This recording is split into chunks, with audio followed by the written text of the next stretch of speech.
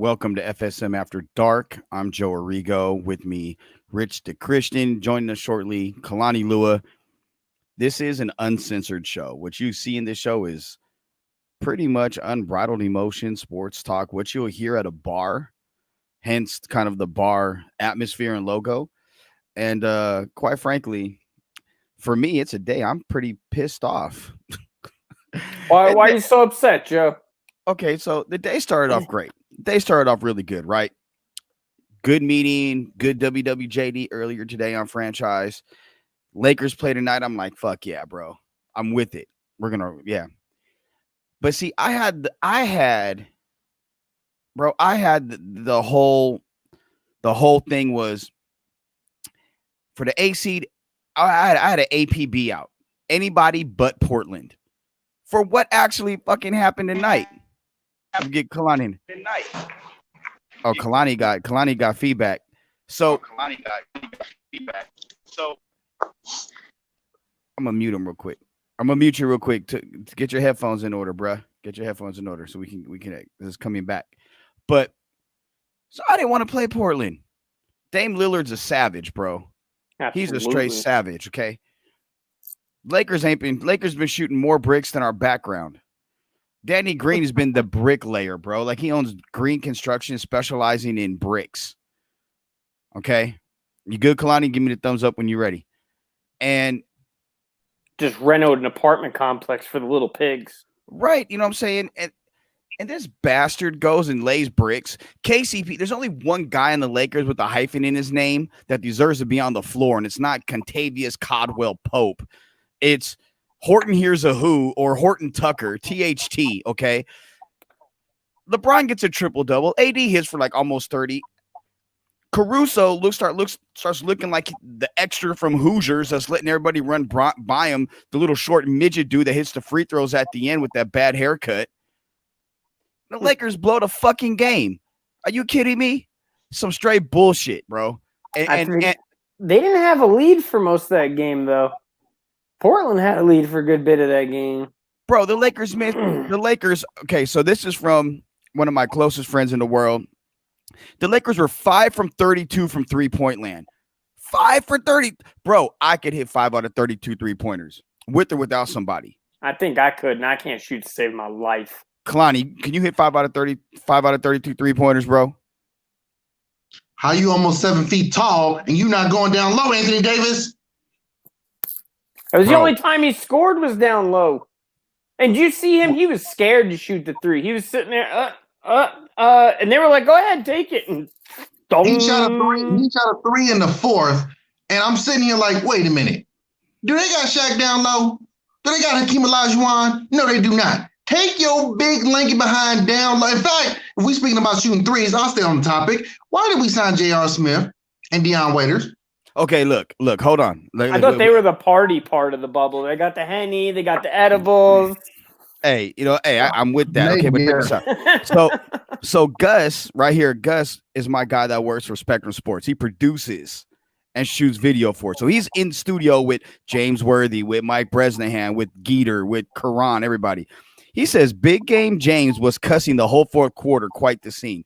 I wish I was there to see it, Gus. I really do. And you know what? Yeah, you bring up the point. Why you signed JR and Deion Waiters? Okay, I've said this from the beginning. You don't sign J.R. Smith. You sign Jamal Crawford. Jamal would have got you some buckets down the stretch. Absolutely. I mean, he's like 55 years old, but he gets buckets nonetheless. Dude. Uncle Drew, the real Uncle Drew. Bro, hey, I jokingly told him this when I was working with the Clippers. I said, Jamal, you're trying to hang around till Seattle gets another team to play for him, right? To get the Sonics to come back. He's trying to wait for the home. He's trying to wait to do that Marshawn Lynch. Nah, man. One more year with the hometown team. That's all. For real. You see Kevin Durant run out of Brooklyn so fast if Seattle got another team. Hey, look like the road runner. Well.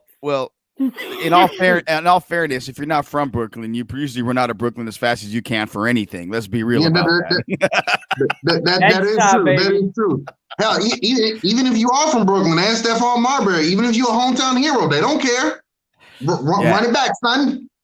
Hey, for real. Hey, low key. Did you guys see Stephon Marbury's documentary on Netflix? No, I do follow him on Man. social media though, and I Oh need my to watch it. dude, I watch. It's like a year or two old. It's like the kid from Coney Island or something like that, right? Something like it is one of the best documentaries, bro. Like the way that he goes about his business and the way the reason why he left the NBA, like with all the bullshit that goes along with it. And then when he went to China, his mindset, and then the stuff that he had to deal with growing up, and then really the real life shit that was going on in Jersey, in Minnesota, in Phoenix with the Knicks. It just showed like they painted him to be the bad guy. But if you look at where the NBA is now, everything that Starbury said or was complaining about is actually facts, is coming out now in public eye thanks to social media. I hate that Stephon Marbury tried to do the right thing.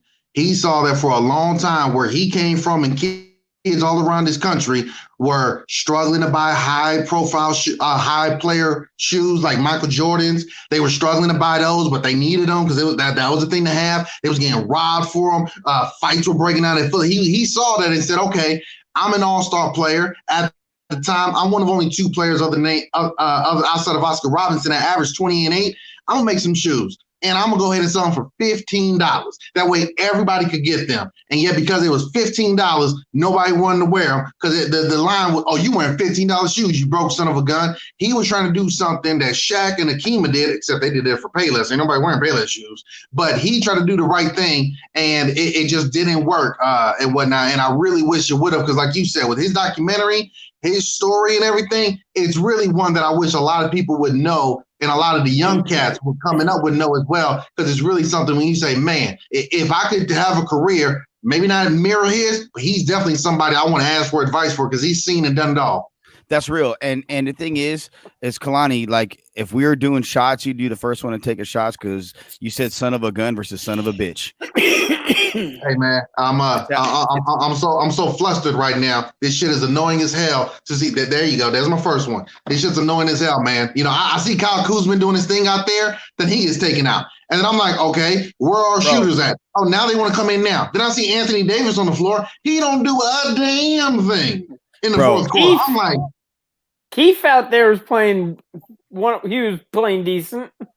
Dude, Kyle Kuzma, he played, as Kobe would say, like a light skin tonight. Like, I'm sorry, he's missing wide open threes. He's taking dumb shots. And the one thing about Kuzma that I'll give him a lot of respect for is it seems like the Lakers rely on him when they get deep into the shot clock to be the one guy to take the damn shot. But because he was like, hey, I'm just gonna shoot it. But he takes some of the worst shots, like at the dumbest times. LeBron he shot you don't like. Look, did you see LeBron? And this is like LeBron had a triple-double tonight. He played a great game, honestly, but he had one of the stupidest shots of the night late in the fourth quarter. He pulls up from Dame Lillard land with like. I was actually waiting to ask you about that 40-footer he was trying to pull off. Okay, look. He almost needed to one-hand that thing. Just so like pull the curtain back with me, right? So Jaleesa's watched Green Bay playoff games with me. With Green Bay playoff games, I tend to try to be tempered. I temper my emotions a little bit. But with Laker playoff games, I don't. In Green Bay, normally I'm not. Tonight was the first time since we've been together that she see me, and it literally like when Lakers in the playoffs, I'm an asshole. I get that, like the Kobe, how he gets that Mamba mentality from a fan standpoint, where I'm just like, fuck, I'm gonna be a dick, bro. Motherfuck was the word that was most coming out my mouth all night long. That and bastard, calling Kuzma a bastard, and I use him in a term of endearment, and I use it as a derogatory term. You bastard! Hell yeah, you bastard! I swear, she could not tell if I was happy or sad with Kuzma. Quite frankly, that's how I am every game with Kuzma. So I think she's getting used to that, but. Fuck, man. At the end of the day, when you look at the Lakers, they blew an opportunity. They shot 5 for 32 from threes, and it took that piss poor shooting effort for the Blazers to pull off a victory. And I give the Lakers defense some credit. They held Lillard scoreless after the 4 minutes into the second quarter, into the fourth quarter. Give them credit for that, but they got to do a better job. I didn't realize he played the second half of that game, honestly. Until the fourth quarter when he started pulling up from half court, draining it. Yeah. You realize he was absent. You realize that son bitch was playing when he started hitting it. Like, come on, no, now you want to come up. Now you want to show your ass, motherfucker. Carmelo had a really good game. He played defense, which I didn't know. Grew up a Knicks fan. You lean up a little bit, towards your jersey. I know Carmelo could play defense. You know what's sick to me though is you think about what if Dame had a young Melo, or vice versa. What if Melo had a young Dame? They wouldn't coexist. They wouldn't coexist. They couldn't, but if because the mental point, Melo had to get to the mental point he is at now, where he could say, "All right, I'm gonna sit back, hit my three, hit the thing, and then we'll move on." You got to look at it though, like when we talk about coexisting, that's true because if you look at any great duo throughout history, as great as they were, like as great as Kevin McHale was, he knew that wasn't his team. That's the kid from exactly. He knew I'm great, but that's the kid from Franklin's team. As good as Kareem was, he saw the writing on the wall. Oh, this kid from Michigan State, the truth. So I'm gonna ride this out, extend my career a little bit, but it's his team. Pippen with Jordan, etc. So a lot of times when we talk about these superstars getting together, somebody somebody has to be willing to say, I'm gonna let you steer it, and I'm gonna follow right along with you and do my part. A lot of times we're not seeing that, or they're just not able to do so. So when you talk about Melo and Lillard, video game wise, that you be unstoppable. Real life, it's just not going to work out with their personalities when they were younger. So because Wade did that with Bron. LeBron is the first player in league history with 20 points, 15 boards, and 15 assists in a playoff game. He showed his ass. He did. So, and here's the thing, and I said it earlier on WWJD. I thought LeBron is going to take Lillard in crucial moments of the game, and I still think that's going to happen. It didn't happen tonight, as Gus pointed out, but I think it needs to happen because when LeBron wants to play defense, there may not be a better defender in the league. No, it's when LeBron wants to play defense. The key word is when LeBron. That game against the Clippers, he was locking Kawhi up, MPG back to back, jumping on each of them, and he was locking them up. He can when he wants to, but that's what's going to make him want to. Yeah. Somebody offensively has to be that dog. Somebody offensively, and we were hoping it would be AD, but because AD wants to rely on jumpers in the fourth quarter, it's almost like LeBron has to still be engaged totally on the offensive side. When he would do that in Miami, where he would take on D Rose for his spurts and lock him up, that's when D Wade said, "I got this," and he will take over offensively. Right now, if AD's trying to stay on the perimeter and shoot, LeBron's like, "Dude, what the hell?" So he's got to stay there. If AD gets that dog in him like we were hoping he had, then we probably would see Bron take that challenge a little bit more. But when he's got to do everything offensively, it's a little too much to ask to do both on both sides at 17 years in. Here's the deal. It's playoff time. It's time to go out there and win number 17 for the Lakers. And it's time to win it for Kobe and Gianna. Hey, you're damn right. And you know what? There's no excuses. There's no fucking traveling. There's no, I got to get on a plane and go fly out to fucking bumfuck Egypt to go do this. No. You're sitting in the bubble. You're getting catered. You're getting everything you want. There's no excuses. Go out there and ball. And what's holding anybody back? And that's the thing. Kalani asked the question in pre-show about Space Jam 2. Is there a need for it? For the pocketbooks, maybe. For the pocketbooks, they're gonna sell jerseys and shoes and action figures and playing cards and God, what else? Do kids today even know who the hell Bugs Bunny is? No, they don't. I haven't seen nothing about. So to me, I think it would make more sense if they did, I don't know, like a Marvel type thing or whatever. If they did something like that with like those animated characters. But hell, don't nobody know today who the Roadrunner is and Daffy Duck and all that. They should have done it with the regular show with Rick and Morty. Oh my God! The regular show. That would have been good. Yeah. That can be PG-13. My Mordecai and Rigby. That's their names. Mordecai and Rigby. That is, dude. I love that fucking cartoon, dude. It's the animated series. Yes, my bad. Thank you for correcting me. The And animated series. most kids only know, I think, Bugs Bunny and Daffy now because of the last Space Jam. For real. They're like who's the Tasmanian devil? Who's Foghorn Leghorn? Oh, that was Michael Jordan's point guard. You mean Bugs Bunny? Bill Murray came in the clutch at the end. The good pass. Yeah, with the steal, with the nice pass. Oh yeah, and that was because of Babs Bunny. Yeah. Babs Bunny. Low key. That this is sexist because why doesn't she have on any underwear? They're exploiting her sexuality. Why is Marvin the Martian all black? What, he can't have a mouth and a nose? He's a person as well. The Tasman, the PG era today, it's so fucking. Why is Porky Pig stumbling? Are they making fun of people with a stutter? That's not right. Canceled. It's so ridiculous, man. Hey, Tasmanian devil can't speak right either. And look at how they do. Look at how they do. Speedy Gonzalez, arriba. Oh yeah, that wouldn't work now. I don't think he's gonna have any lines in this one. He's just gonna run past. Yeah, I mean, come on, man. But like, okay, so I mean, I know, Rich, you don't have any kids. Kalani, like, I know you're heavily involved with youth sports, in Vegas. But like, are you guys gonna drop some coin and go see Space Jam 2? Yeah. I probably will.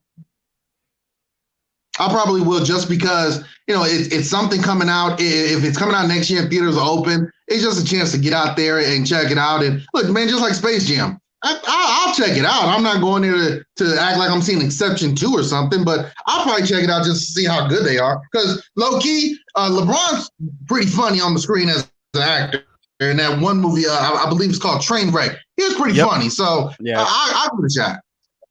No, that is true. I'd probably wait for it to hit Redbox or Blu-ray or whatever, because I like movies. I have a bunch of movies here. Fuck that. I got a Fire Stick that's jailbroke. I'll check it out on that. All right, if you want to be honest, that's probably the way I was gonna go, but hey, we're gonna say true. That's true. He didn't want to incriminate himself. He's like, well, I don't want anyone listening to call me in on this.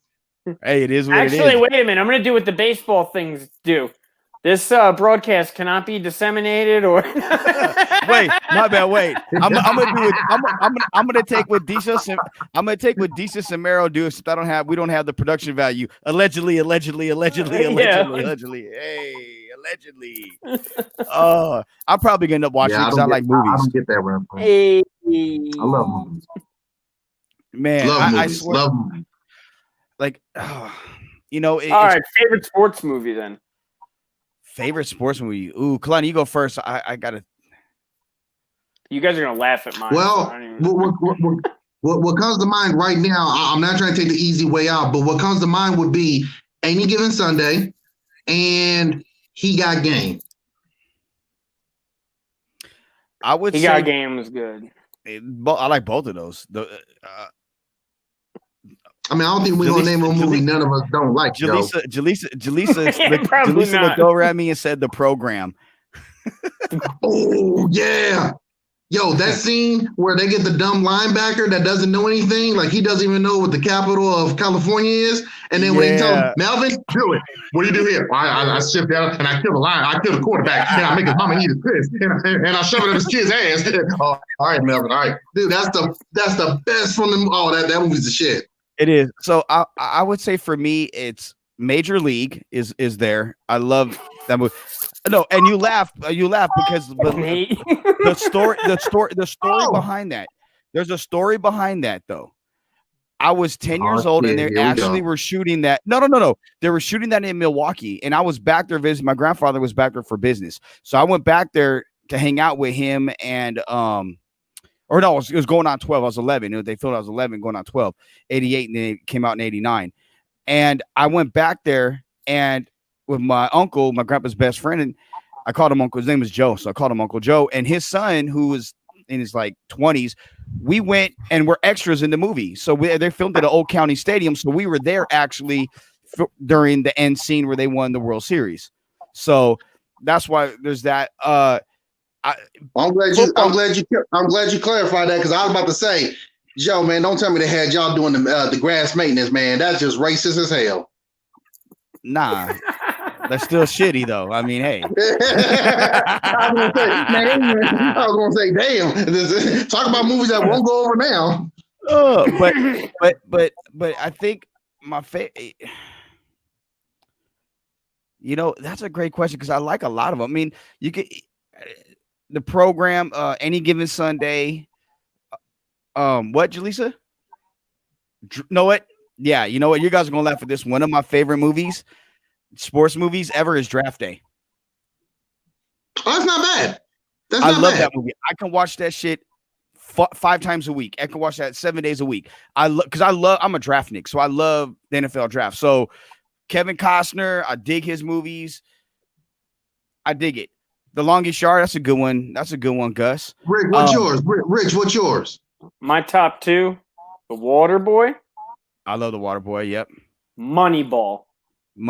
Best line. Serious to those are probably my 2 favorite sports movies of all time because I don't think there's a movie I've seen more than Waterboy, and Moneyball is just oh my god. Moneyball has one of the best lines in cinematic history in there. When Brad Pitt tells the director of scouting right before he fires him, adapt or die. Like, tell me you can't use that in every form of life. Like what we're going through now in terms of the pandemic, what you do in life if you get fired from a job or you need adapt or die. I think it's one of the most low-key, underrated, greatest lines in cinematic history. The man changed baseball. Yeah. For the worst. Yeah. I love how, whether you agree with it or not, I love how they had a vision. And when they tried to present it, all the old heads were like, that's not how the game is. And it's like in every aspect of life, we evolve. Whether we agree with it, like it or not, we evolve, the adapt or die. And it's like, guys, what we're saying makes sense. We can't find another Jason Giambi. We could find a player or two that could give production like him, but it's like they never saw it. And now it works for every team in baseball. And we even see it in basketball and in some cases football. So it's like, man, to have that vision, that's a good choice. Okay. That was the Warriors. The Warriors did that with basketball. Yeah. I have an issue, and I don't give a fuck what anybody says when it comes to this. I have an issue with nerds running the game. If you've never laced them up and you rely solely on a computer and analytics and not at an eye test or can take into consideration what happens in a clubhouse or a locker room or that There's dynamic of personalities. No, you're absolutely. We've talked about this on the show, the very first FSM the show, MLB prediction show. Like you do have to have a blend, but when you're solely rely on just analytics like the A's did for so long, that's why they never won a title. Because that doesn't work in it. That doesn't work in a 7-game series. That's the reason why, that it doesn't work in the NFL. It will not. There, you can take certain things analytically, but when it comes to scheming X's and O's, you can find tendencies. But overall, it comes down to players making plays. There's one thing that's consistent in every major sport. No matter how good you are in the regular season, your gimmicky stuff does not work in the playoffs at all. People always lock that shit down.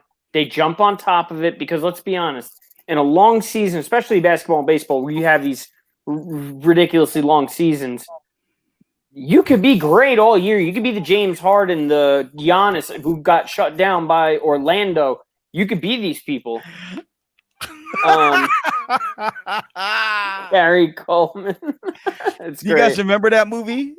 Yes. Oh my God. Hey, there's a low-key, really good movie from the 80s that you guys are gonna have to pull up on YouTube. Alex English, he's an NBA Hall of Famer for the Denver Nuggets. Alex English stars in it. It's called Amazing Grace and Chuck. It is a badass movie. It's a typical 80s movie, typical 80s sports movie, but it's cool as fuck. Like I'm telling you, it was one of those movies where like I've watched it like 7 or 8 times in my life, and every time it makes me want to go hoop. Every single time. That's White Man Can't Jump for me. Are you Billy Ho? That was a good one. That was a good one. I was thinking, yeah. I worked with Marcus Johnson. Oh, okay, Joe. Look, Joe. Outside of President Obama, we know you know everybody. Okay, let's No, get that no, out no. there. Outside the president, Joe fucking knows everybody. He's like, you know what? Joe's like Stephen A. Smith. He's like this. Look. Okay, I'm gonna criticize this guy, but listen, I know his grandmother. Okay, she makes the best pecan pie. I know it. It's very lovely. I love you, Mama, but I gotta crit. We know, Joe. We know it. We got it. Okay, you fucking know everybody. Okay, we got it. You're like Quentin Tarantino. Everyone wants to be in your movies. We got it, Joe. We got it. Okay, we got it. He is the social network. Hey,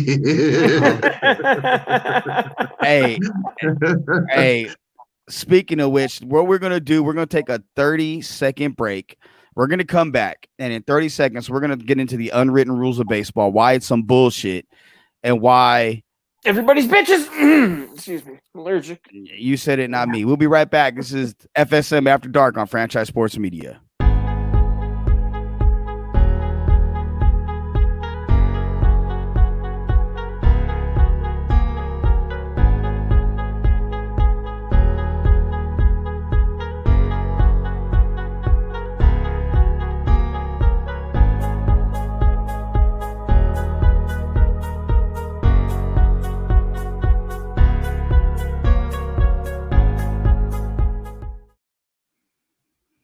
Welcome back to FSM After Dark on Franchise Sports Media. I'm Joe Arrigo. With me is Rich Decristan and Kalani Lua, two FSM writers. Rich's stuff is coming out real soon. You hear him on another podcast we have here on the show, FSM the show. Kalani's stuff Kalani's are like lead UFC boxing guy. I mean, his recaps and his previews are cold. And when Kalani writes something too, he actually wrote a good article about Kareem not too long ago. I believe it was about Kareem, wasn't it? About being underappreciated. Yep. And he calls him the greatest of all time. But before we get into that, we're going to talk about the unwritten rules of baseball. Okay. So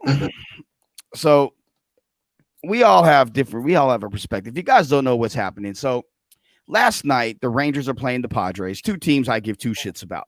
The only reason I would ever watch a Padres game, and that started last year, is because of Fernando Tatis Jr. Yep. Outside of Tony Gwynn, I don't give two shits about any Padre, but Tatis is a legitimate dude. He's a top 5 player in the game right now, and he's only in his second year in baseball, in the major leagues, I should say. And it's 10-3, bases loaded. It's a 3-0 count. The pitcher throws a get me over fastball, and Tatis hits a bomb to right field. Hits a grand slam, and it becomes a 14-3 lead. And it pissed off the Rangers. Machado's up next, gets a ball thrown behind him because Tatis broke an unwritten rule of baseball, which supposedly when you're down by 6 runs, you kind of shut it down. Now, the only problem that I have with Tatis swinging away on that pitch, the only problem is the fact that his coach gave him the take sign and he disobeyed the coach. That's the only problem. Look at you play. I'm going to take Herm Edwards saying you play to win a game. I was at a Dodger game where they played the Phillies back in like 90 or 91 when they had Jose Offerman was like a rookie. That's how far back, Rich, it is. And they were down like 11-3 and going into the ninth. They came back and tied it in the ninth and ended up winning the game in like 16 innings. It was a crazy game. You don't take your foot off the pedal if you're playing a game and you're a true competitor. So then tonight, it's like 6-0. The Padres are up 6 runs or so against the Rangers going, at some point. Tatis steals third base. Broke another unwritten rule. When you're up by a lot, he basically said, fuck your unwritten rules. I'm out here to win ball games. And you know what, Tatis? Salute to you, sir. I appreciate that. Yeah, and you know what? People could say what they want, but the man's leading in home runs, RBIs, runs, and steals. So guess what? You could sit there and say whatever you want about it, this, that, and the other thing. When it comes contract time, and you look back 3 years before, 4 years before, nobody gives a flying fuck about the unwritten rule of the game that you broke that one time. He's got to do him. He's got to play him. And yes, you do play to win. Aaron Boone came out and said the same. why would you want to have to go to a high leverage receiver in any situation? If you can run the score up and know you could throw a guy out there that could just pitch and you see what a young guy's got, that's great. Now you know what this guy could do, and if it does get close, okay, now you go to another pitcher. But Garrett Cole said the same thing. He said it's hard to hit a grand slam. If you took him deep on a 3-1, he'd be fine with it. Do what you got to do. Trevor Bauer, same thing. He came out and told Fernando Tatis, do not apologize. Somebody made that kid apologize, and he should not be apologizing to anybody, except maybe his coach, like you said, Joe, for ignoring a 3-0 count, which to me, what I get it. You're putting it in the ump's hands for the ball 4, but if you know you could take that pitch yard, you're going to tell Judge to sit on something? You're going to tell Mike Trout to sit on something? Depends. Those guys have the green light. I mean, yeah, but that's the thing. He just it's like, to me, it's kind of like if you have a quarterback and you're calling a running play, or you're blowing a team out. I mean, and let's say that they have 8 in the box, you're 5 wide, and you go 9-9 all streak, and you just throw it up there. I mean, it's like, bro, like, and it's like 4 seconds left in the game. Like, personally, I don't care. I don't care that he hit the grand slam. I don't care that he stole the base. Look, he's good for baseball. The people bitching and complaining about these unwritten rules of the game, that when you hit a home run, you shouldn't bat flip, or when you strike somebody, you shouldn't tell them to sit their bitch ass down, or they swing like a bitch, or fans in the crowd with holding flags, dropping flags, and blowing horns, or whatever they're called. Cause like, I forget the name that they use for them in the World Cup, or what you see at the WBC, or in the Caribbean World Series, or in Dominican or Puerto Rico, wherever. That's what makes the game exciting. I like shit like that. Let it be more of the Caribbean World Series. Let the fans get into it and have their chance. Let players bat flip and show their personalities. That's going to make me want to play the game more. The bullshit that they're doing now with this old man, like, wait, you can get off my lawn. You shouldn't bat flip. Madison Bumgarner's right. That's a good guy right there. That shit's making the game, it's killing the game. Period. Madison Gardner's a bump country dude. He's from where I got stuck living for a few years down in the South. So, you know, what does he know? But like, Reggie Jackson and Johnny Bench came out and said they were fine with it. I seen Reggie's tweet. Kalani, what you say? What you say, man? Well, the rich obviously doesn't fit this category, and it doesn't apply to all of them. But you notice how you were saying it should be more like the Caribbean League, with the bat flipping, and in the Korean Baseball League, it's a form of art, and the celebrations down in the Dominican. You do know who's complaining about all this, right? People who look like. I mean, look. Yeah, but it's the old ones. It's the old ones. It's the geriatric motherfuckers. It doesn't apply to everybody, but somehow baseball is still ran by the 86-year-old guy that's like, hey, man, I remember watching Sammy Coke back then. Shut the fuck up. Okay, like we said earlier, adapt or die. And baseball has been. I remember trying to get Jackie Robinson. Oh, shit. Yeah. Oh,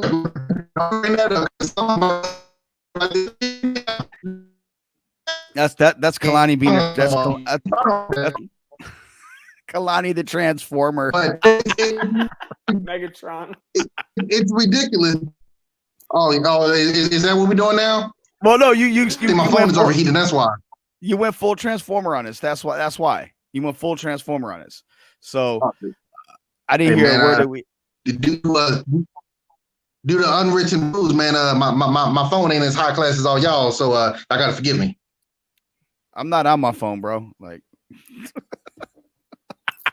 well, okay then, Joe. You know what? Then fuck off, then. Okay, how about that? Shit, fuck off. At least I can get on a roller coaster. How about that? Hey, barely. Hey, let me update this. Spit the water on his phone and cool it down. So we know Kalani's a spitter. He doesn't swallow. Okay, so tonight, right now. Yeah, man. Hey, we can't be doing that. Corona. They ain't doing that. Oh, there's about 7.5 minutes to go in the Golden Knight game. They're up 4-3 over the Blackhawks with the 3-1 lead. They're looking to close them out for the gentleman's sweep. Look, I'm going to say this. I played baseball. I love baseball. My sons played baseball. My two babies will play baseball. They're going to have fun doing it. And my other two sons, God rest his soul, Joey and Peanut, they had fun doing it. They were literally like, hey, you make a play, I want you to be excited. Like, do you remember, like, hey, so when I was growing up, everybody on the block played baseball. Like your Saturdays, you're at the ballpark, and then you're one day a week, and then you had your practices, and you hung out there. That's what you did on a weekend. And everybody, hey, batter, swing. Or, then you have we want a pitcher, not a belly itcher. We want a batter, not a broken leg. Like, you have these different. What league was you playing in? Well, oh, bro. I play in the same league. I played in the same stuff, man. I grew up in the Northeast. Baseball is life up there. It's like it is. Football or basketball. Football in Texas or basketball in the South. It's crazy, and you had all this. Nowadays, they don't want you saying a word. Don't. Little Johnny needs to concentrate pitching. Little Frankie needs to focus on hitting the ball. You just go zone out. They feel like golf. And you can't do that, man. That takes all the enjoyment out. And that's what they're doing with baseball in general. Like all the games.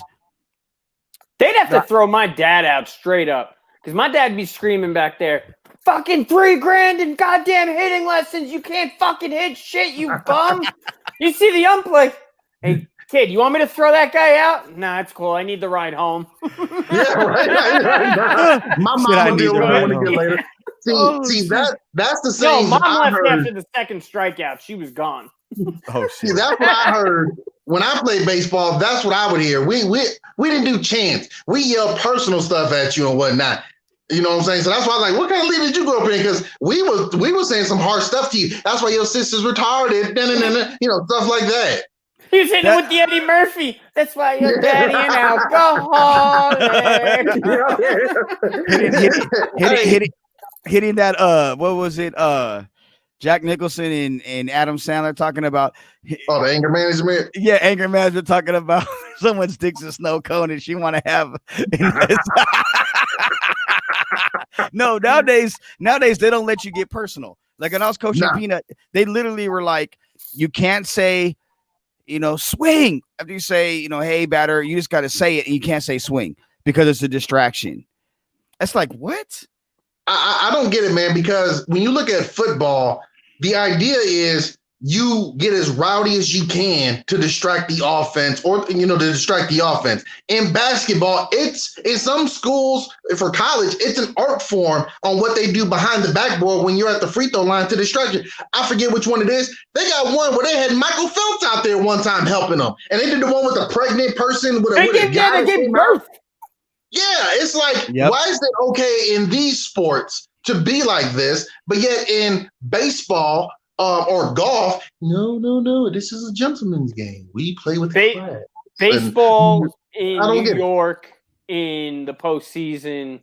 Well, Yankee Stadium's a whole nother animal altogether, as I'm sure Joe could tell you. That place is it's a riot. They're mean. But Yankee Stadium, they'll like look shit up on your family. They'll be like, yeah, remember your fourth grade teacher? Yeah, don't start talking mad shit, dude. Bring up a cousin, like, dude, they get dirty on you. We made JD Martinez that cheated on you with her brother. She's right here, you fucking loser. She said your dick ain't as good as your daddy's. Hey, that's great. Hey, but it's true. Like, and that's the thing. Like, you look at the players that are really successful. Very rarely is it these guys who come out and it's like, oh, I'm Thurston Howell III, and my daddy is a hedge fund manager, and we're going out, and I spent $30,000 in pitching lessons and $50,000 in hitting lessons, and I was a first round pick. And no, that don't happen. Like, you get guys that literally are out there and they're out there swinging it, and that's part of the reason why baseball like used to be really cool is because you had guys like Ricky Henderson. Ricky would hit it, pop his collar. I mean, Reggie would hit it, throw the bat. You know, you had guys with flair. Eric Davis, when balls come in, would slap his glove on his thigh just to kind of like, you know, Ricky would catch it and pull this. I mean, like you've seen things that you're like, damn, that's just hard. You know, Ricky Henderson with his Mizuno gloves that were padded sliding head first. I mean, those were things that you like. The guys were swagged out back then. Who'd you see it from, though? Who'd you see it from? Well, no, there were. See it from? No, who didn't like it? They didn't say shit about Ricky. Oh, they did. He just kept stealing bases. So it's like every time they say something, Ricky, damn it, he did it again. Well, look, Ricky don't, damn it, he did stop it. So he just kept stealing bases. That even goes to Ken Griffey Jr. Now, if you watch the little thing, I think it was on ESPN or MLB Network about Griffey Jr. when his dad was with the Yankees. Billy Martin, he said it was George Steinbrenner, but I talked to somebody that would work with the team. It was actually Billy Martin that didn't want kids in the dugout or in the clubhouse prior to the game. And they told Griffey that Ken Griffey Jr., who at the time was probably between 10 and 13, that he had to leave. And Griffey Sr., you know, Griffey Jr. said, you know, my dad was too old at that time to fight. You know, he just like, he didn't care. And he goes, Junior, look at third base. And Craig Nettles' son is taking ground balls at third base and he could stay. So you have that, and that's part of the problem. In order for baseball and college football are a lot alike, okay? Because you have people running the sport that are out of touch with what goes on today and what has to happen for you to grow your sport. College football is probably my favorite sport to watch. I'm gonna be honest with you. I love college football. I'm more passionate about college football than I am the Lakers, the Packers, the Yankees, the Dodgers. You know, you put me in front, like really, unless I'm covering a UNLV game, I do not miss a USC football game. I will stop what I'm doing. And the thing that would fucking kill me is when I was coaching Peanut. If USC played at 1 and we had a 1 o'clock game, I'm asked the fuck out. So like I'm literally telling my other coaches, like, hey, we got to run this score up so this shit can end quick. We get the running clock because I want to go get some beer and watch this game. And how would you do that? I would have just told him spider wide banana the whole game. Bye. But hey, Rich. Yeah. If we ever get religious on here and we start talking about the disciples, Joe will be like, look, I know somebody who was at the Last Supper, okay, and they gave me first-hand knowledge about what was going on, okay? I know somebody who was in the know. They were part of it, okay? They weren't in the picture, but they were just on the side, you know. So if we ever get that far, man, Joe knows somebody. He was holding the boom mic. Yeah, exactly, right? Hey, actually, he was painting the picture. Exactly. No, exactly. But he was the guy that dressed the table. Let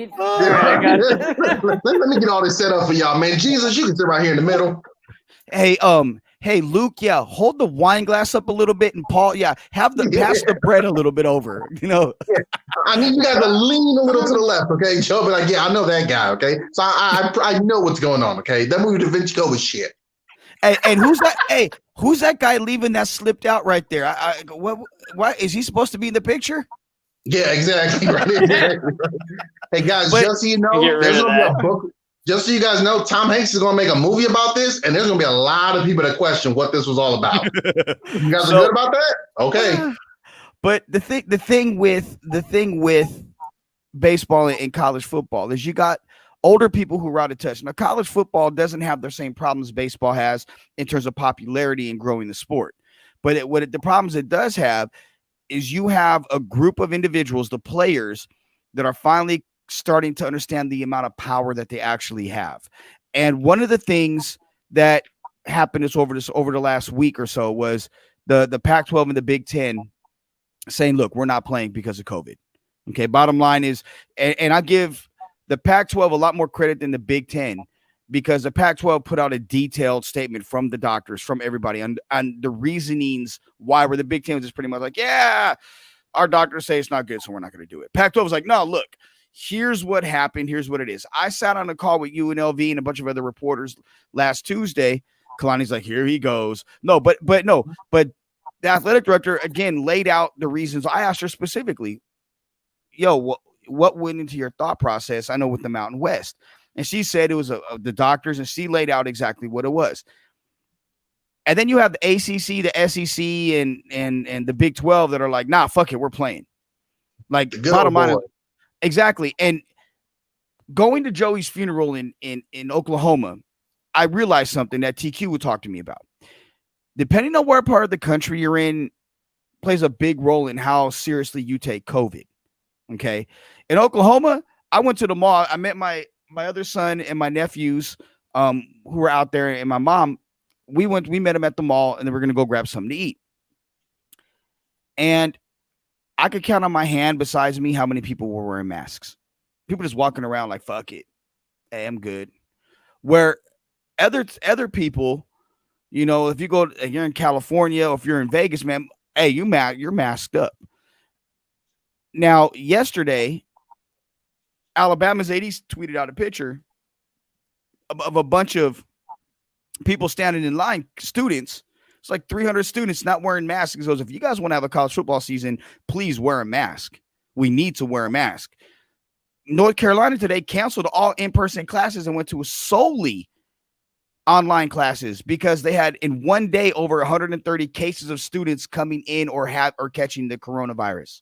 But our children need to go back to school. They need to go back. Okay. All right. Yeah, until they come home and they go, Mommy, look at the mask I traded with Timmy at lunch today. Oh, shit. I never thought about that. Right? I never thought about that. Freaking kids that walk around coughing like them with masks on. If they don't have masks on, they're coughing in your face. If they do, you know they're going to be trading that shit, taking them off. Oh, wonder if my mask tastes like Sprite for the rest of the day. What does that be like? Exactly. Then, you know, somebody's going to be an asshole and they're going to steal people's masks. And they're like, yo, Jennifer wears this, man. I wonder what it. Oh, Dr. Pepper. So, yeah. He's like, hey, Jerry. Exactly. But, Joe, you know, when you were talking about like the Big Ten and Pac-12, like I'm being funny, but I'm also being kind of serious. You also got to look at the dynamic of where those schools in the Big Ten are. And then you also got to look at it. What's their fan base going to say? Yes, Michigan does have people who go for higher education, but you start getting to some of the Midwest states, it's almost like, man, we get too detailed, we might lose a lot of people here. They might think we're just trying to throw a lot of words at them to confuse them. Let's just keep it simple, and let's just say, this is what we came up with. This is the plan. We're not going forward with it. Whereas, you know, out west, you know, the idea is, well, you know, these people might be more educated, so let's give them full-on details, because California is definitely going to try to sue us if we don't get more details. So just like how we see in the South and Southeast, where they're just like, fuck it, dude. Midwest, they might be like, look, we say too much, we going to lose them. You know what I'm saying? Maybe. That could be it, but I think at the end of the day, when you look at the college football and where it's going,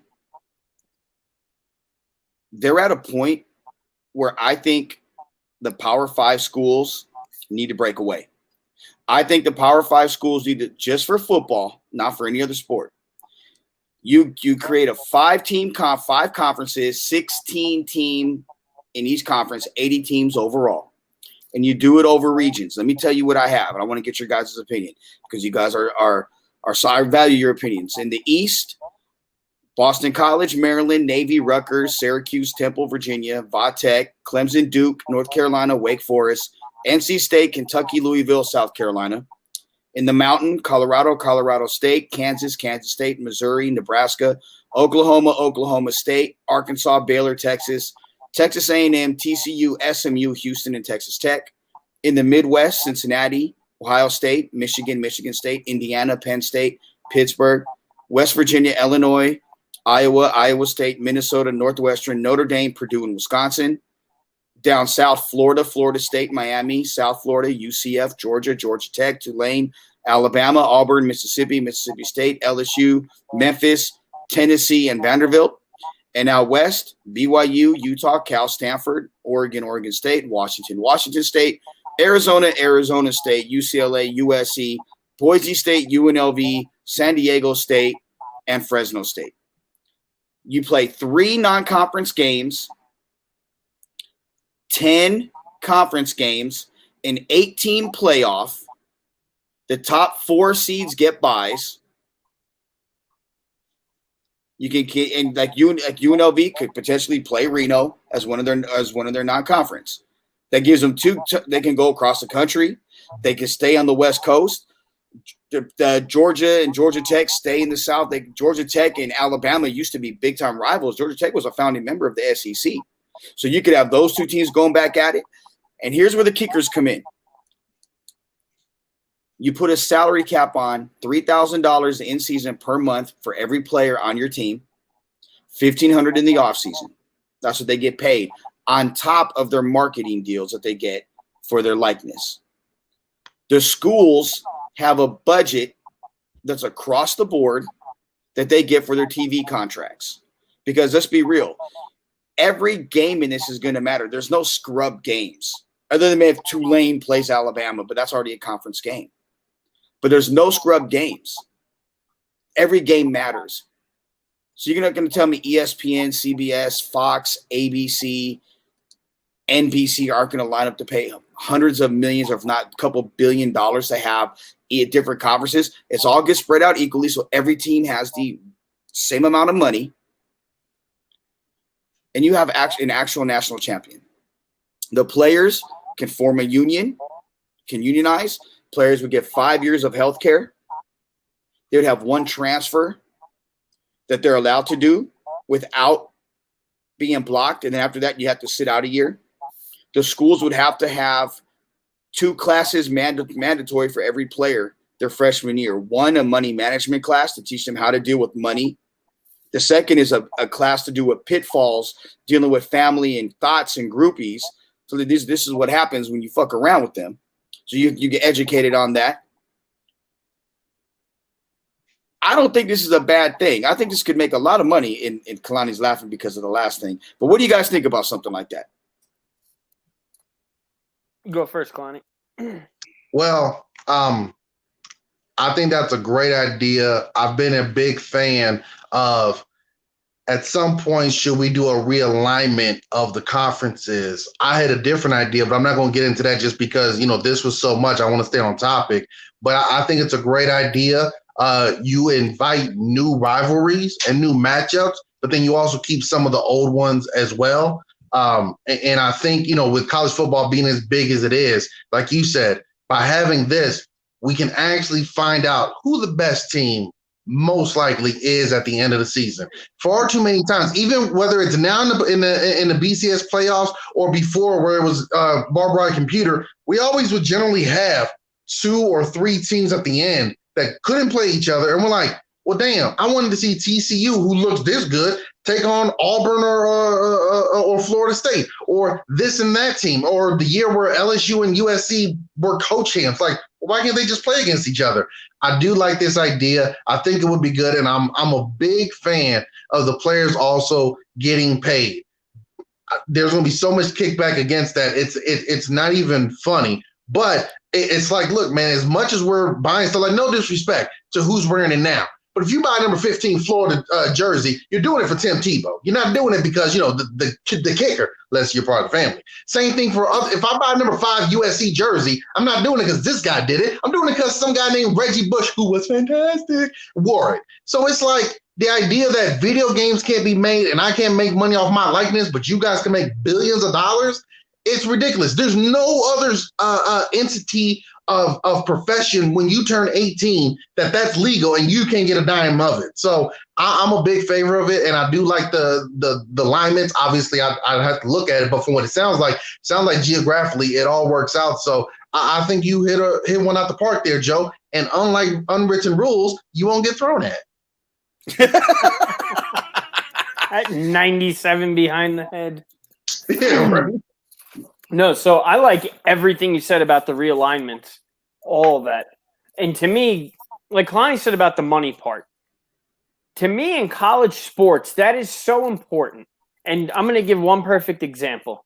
I'm a sneakerhead. When Zion Williamson put his shoe or foot through that shoe, Nike that second, their stock, they lost $1 billion with a B. For him putting his foot through a shoe in a college game. So if one man in a college basketball game can affect that, how come these men aren't getting paid? And how come they're not being compensated for their likeness? If Nike could make that kind of money, or these other companies can make that kind of money, that part's ridiculous. So the conference part, I agree with all that, and it brings up a good point of you won't have these schools like UCF a couple of years ago, putting tags on the side of their fucking cop cars down in Florida saying national champs. No, dude, you're not the fucking national champ. Yeah, you got screwed, but you're not the national champ. That's like the Saints after they got screwed by the refs that year going, hey, we won the Super Bowl. No, you didn't, but it's kind of the same basis. But everything about that works well. The only thing I'm worried about, especially moving forward, is your recruiting with all this COVID stuff. You're recruiting, people moving maybe because they don't necessarily feel safe in a Rutgers that's close to New York, that's up in that area, or, Chapel Hill or USC. There's some schools, these guys might not feel safe, and they might want to go to a little ho-dunk school in the middle of nowhere. Hey, I'm all for. I've been a big proponent of this. Having a group of 5 stars all go to HBCU. That's right. Give me like 7 or 8. Give me 5 stars, 3 4 stars, and a couple 3 stars. Go to Clark Atlanta University and be a Panther for 2.5, 3 years. I would love it.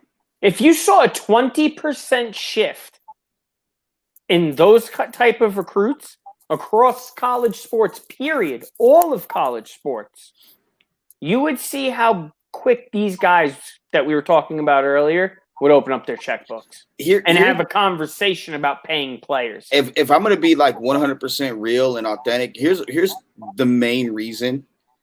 Well, one of the main reasons why I think college players should get paid.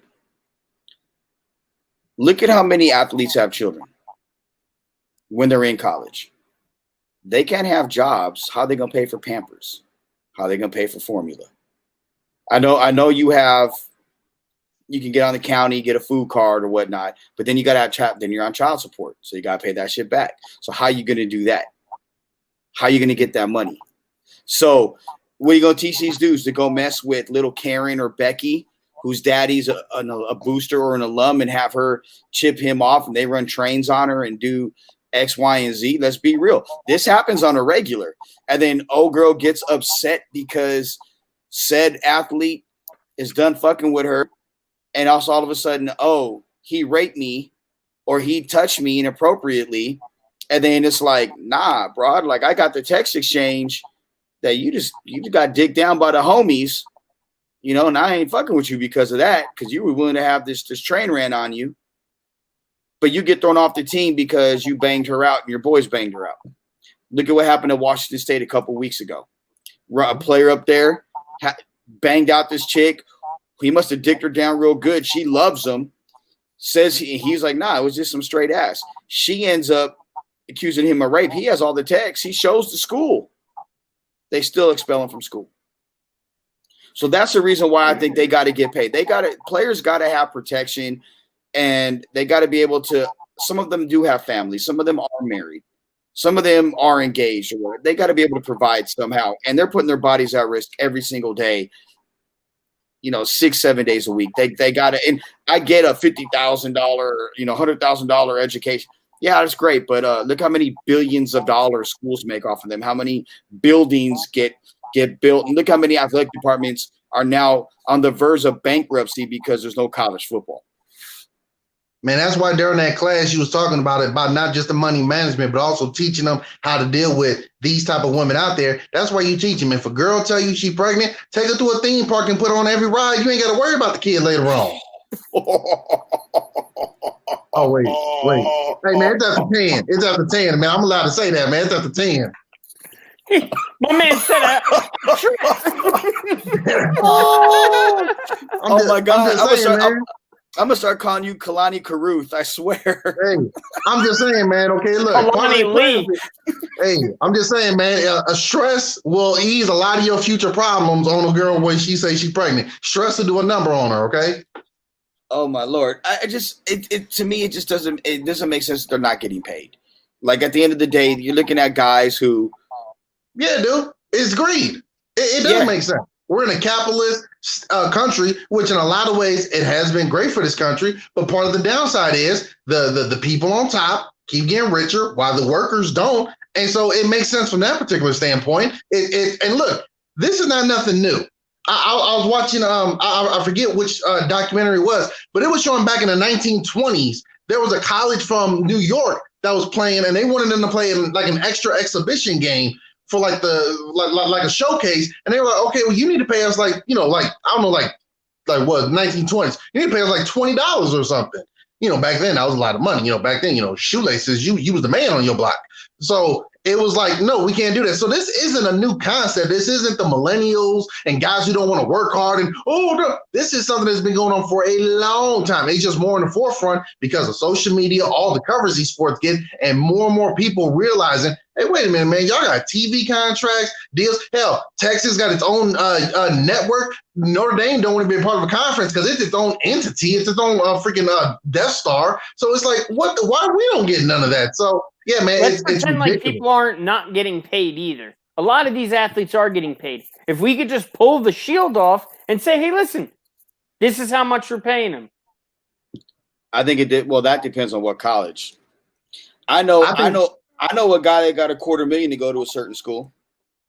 I'm sure. Yeah. I mean, I've heard stories, but my point is it happens. If you could at least take the blindfold off of it, so the other 3,000 kids that aren't getting, a bunch of money to go there can actually get something.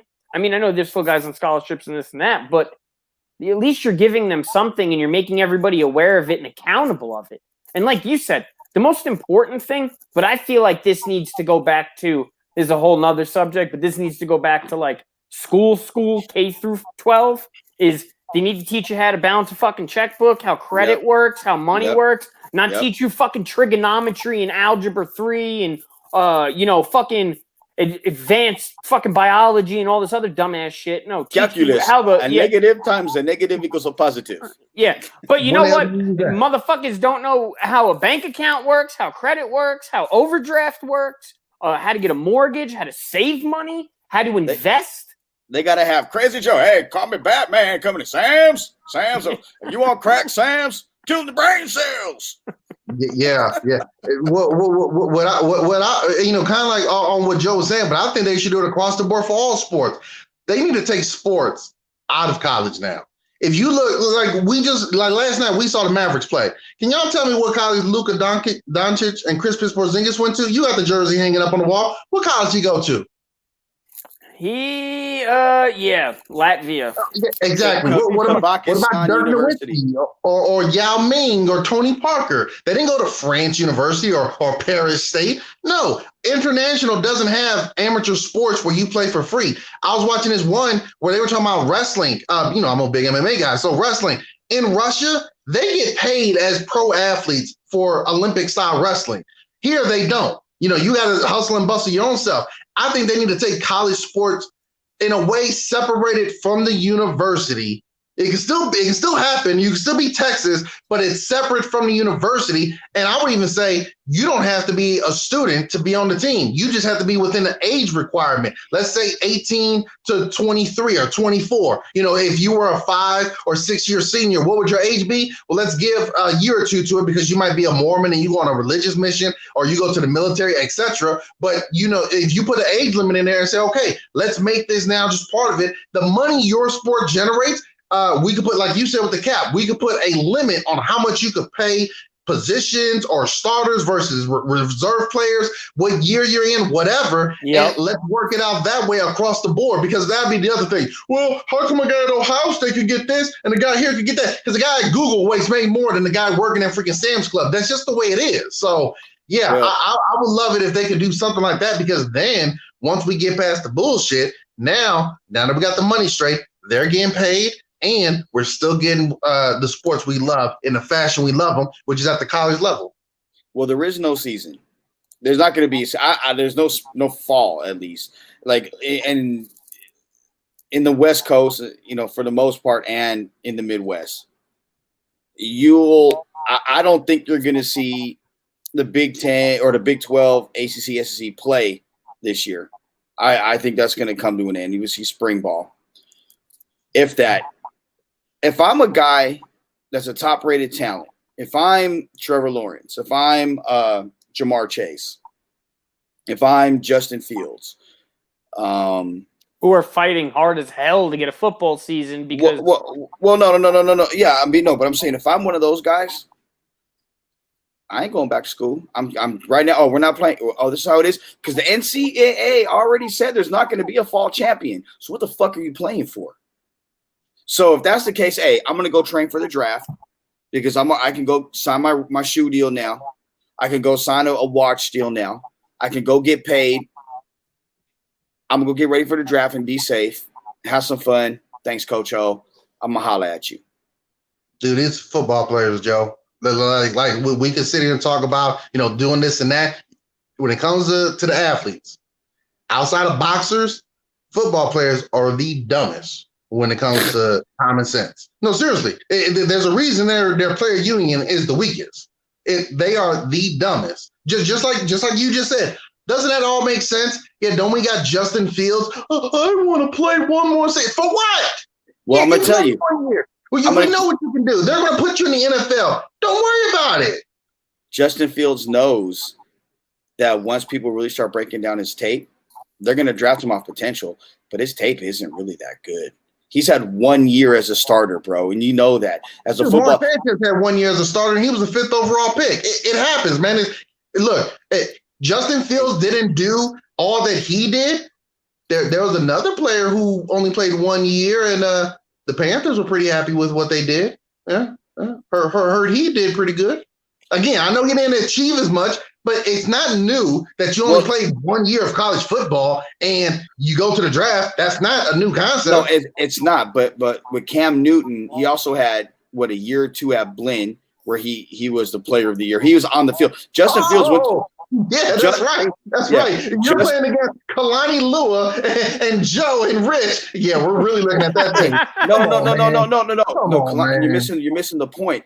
He was at Georgia. He couldn't beat out Jake Fromm as a starting quarterback. He transferred to Ohio State because he wasn't going to get on the field. And then so most evaluators want to see more than 1 year. Look at Mitch Trubisky. If you had another year of tape of him, if he would have stayed at Carolina, had another year of tape of Mitch Trubisky. Never got fucking drafted. Not till like 3rd or 4th round. No, not 2. So Justin Fields, I mean, look, if I was him, and I get it, and this is where I think the grown-ups in the room, so to speak, are actually the school presidents for the most part, because they're the ones saying, "No, we're not going to do this. Just let us handle this. Shut up and let us handle this." Because the coaches and ADs are all for playing. Players are going to play. We want to play. I want them to play. No, I don't. Look, nobody's going to miss college football more than me. I'm a college football junkie. I will sit and watch old-ass games on ESPN, the app, ESPN Classic. I'll go on YouTube, pull up fucking Sterling Sharp in South Carolina in 1986 against Auburn just because I want to see that game. I'm a college football junkie. I would love to. I want the season to happen, but I'm at the point where I'd rather have no season right now and have a full season next year than have 3 or 4 games and then say, let's shut it down. That's going to piss me off more than anything. Or basically give me a cock tease right now. Oh, we're going to have it. And then all of a sudden it's like, nah, we changed our mind. You almost got it. Oh, gotta be a little quicker than that. That was the way the baseball season looked like it was going to happen, because we even talked about that off the air, where we were like, you told me, you were like, I don't know, man. Like, it's not looking good. And I was sitting there, lighting candles, drawing sticks, praying, doing whatever I had to do. Man, look. We can go down the list of guys who couldn't beat out one player at one school and had to transfer. Johnny Manziel couldn't beat out somebody at Oregon and he transferred. Baker Mayfield couldn't beat somebody out at Texas Tech. He transferred. Granted, some of those guys turn out to just Tyler be better. Murray. But, exactly. You know what I'm saying? So sometimes it just doesn't work. Hey, look, coaches get their favorites. We know that. Some guys' skill set do fit a system a whole lot better. And sometimes you just don't adapt well and things didn't work out. But with his skill set and what he can do, and look, we've seen plenty of guys who look great in college who weren't in the NFL. So this idea that, well, you need to give me more tape. Nah, you really just need a season and a half. You pretty much know it from there. I mean, Tim Tebow is probably one of the greatest college football players of all time. How'd that work out? Hey, but then we see some guys who were borderline okay in college, and they're tearing it up in the NFL, signing $500 billion deals. So I mean, you never know. You never know. True. I mean, if I told you that kid from Texas Tech, hey, this little light skinned boy from Texas Tech, he probably gonna be one of the best. You would have laughed me out the Lamar. No. I will literally get Nick Hamilton to come on. I was the first person, and TQ can verify this. I was on Patrick Mahomes before I was literally telling them hey, Mahomes is legit. Man, whatever. They watched the Dawson. They're like, wait a minute. Then I'm like, he should be the first quarterback or top 2 taken. Man, you're crazy. I said, him or Watson, watch. Nah.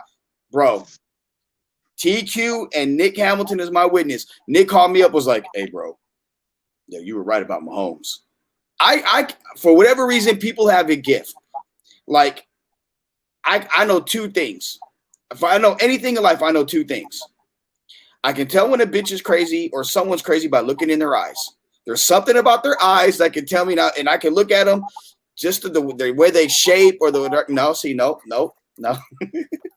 I can tell if someone's crazy. And that's why that's some people I won't fuck with. But the other thing is, I have a unique ability to this quarterback has it and will end up being successful at the NFL level, or they're just hot garbage. You brought up Mark Sanchez. I was literally at that press conference, and Pete was pissed off beyond anything because he told me he needs another year. But Mark wanted to capitalize on a very good redshirt sophomore year. 2 guys I was dumb hot on were Dak Prescott, actually. I really liked him coming out of college. I thought he was really good. The other one, though, even more. I like Pat Mahomes when he was backing up Alex Smith. I thought he was going to be something special. But more than that was Lamar Jackson. And everybody kept saying about the switch to running back. Shut up. That's Bill Man is Polian. the reincarnation of Michael Vick, except he didn't have to go through the 7 or 8 years of learning how to be a quarterback and then run, instead of doing it the other way, where it was run and then be a quarterback when he finally met up with Andy Reid. Because if Andy Reid would have had Michael Vick 6 years earlier, and Michael Vick didn't get into dogfighting and shit.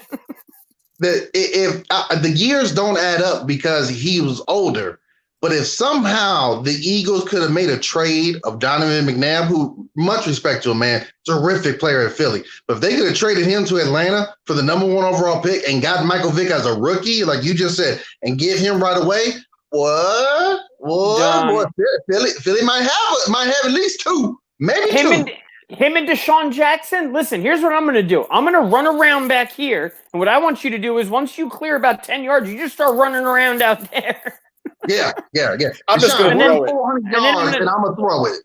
I'm going to do this flick with my wrist and throw it 75 yards. Yeah, I'm not even going to try. It's not even going to be my hardest throw. I'm just going to I was dead wrong on Cam Newton, not because of his skill set. I honestly just thought mentally he would allow other things to distract him. And Joe, you really don't got a gift, man, okay? I'm not trying to discredit you. You really don't got a gift. You just happen to know all these motherfuckers, okay? You be like this. Look, I knew his Pop Warner coach, and I knew his youth football coach, okay? I know the guy, okay? I knew him since he was 13. I told you, man, you're like Stephen A. Smith. And Pete Carroll was only mad that Mark Sanchez left because he had John David Booty. You can't have a quarterback with the last name Booty as your starter. And he was like, dude, that's who you're leaving me with is Booty? So that's why he was mad.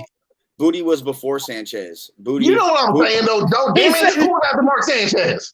Name the quarterback after Mark Sanchez. Matt Barkley. Yeah, exactly. He didn't want Matt Barkley. No, that was Lane Kiffin's dude. He didn't want Matt Barkley. No. Matt Barkley started after Sanchez, Pete's final year at USC. And yes, he did want Barkley. Dude. Yes, he was did. like, I don't want. P was like, I don't want this dude. P saw it. He was like, Mark, I need you to be here. I'm going to get Barkley. He ain't going to be ready, so I need somebody else who's going to be good, but I don't want Barkley going to UCLA or to Cal or to Stanford or someplace else where I got to play him, so I'm going to put him on the team. Like, he ain't shit. Can you say habla English? No? What the fuck, Mark? Goddamn. That's why he was mad. Nah, man. Like, I with Mahomes, it was the way the ball came out of his hand. You know how, like, they say, like, Bo Jackson, the late Buck O'Neil would say, like, he heard the sound off a bat that Bo Jackson had. He only heard it with Josh Gibson and Babe Ruth. It was the same thing. The way the ball comes out of Mahomes' hand is just different. Nick Hamilton's about to come on. He's about. I just hit him. Nick is about to jump on. So Nick's gonna verify this shit for me. Oh man, you done text somebody and told them to come in. Hell Man. yeah. If you ain't cloud chasing, I don't know what it is. No. I'm proving a point. But the other thing. I'm not doubting you. No, the other thing is though, for me is like I look at like Aaron Rodgers and Alex Smith. I think that'll be another example. I thought Rodgers was the better quarterback overall because I seen better arm strength. I seen better everything. It was no different than Alex Smith was more athletic. Now with Mahomes, it was literally I told Nick Hamilton right here. Nick, thank you for joining us on FSM After Dark. Bro, okay, so we were talking about quarterbacks, right? And I said, well, Kalani brought up the fact that he was like, nobody knew this little light-skinned motherfucker from Texas Tech was out there chucking and ducking. And I said, well, I kind of did. And I said, I told two people. I told anybody that would listen, but I told that can verify it would be you and TQ. Now, can you go back to the Patrick Mahomes conversation that we had? Yeah, actually, you started watching film on him because you told me about it. And then I started watching film because I couldn't sleep because we don't get Texas Tech games out here on the West Coast.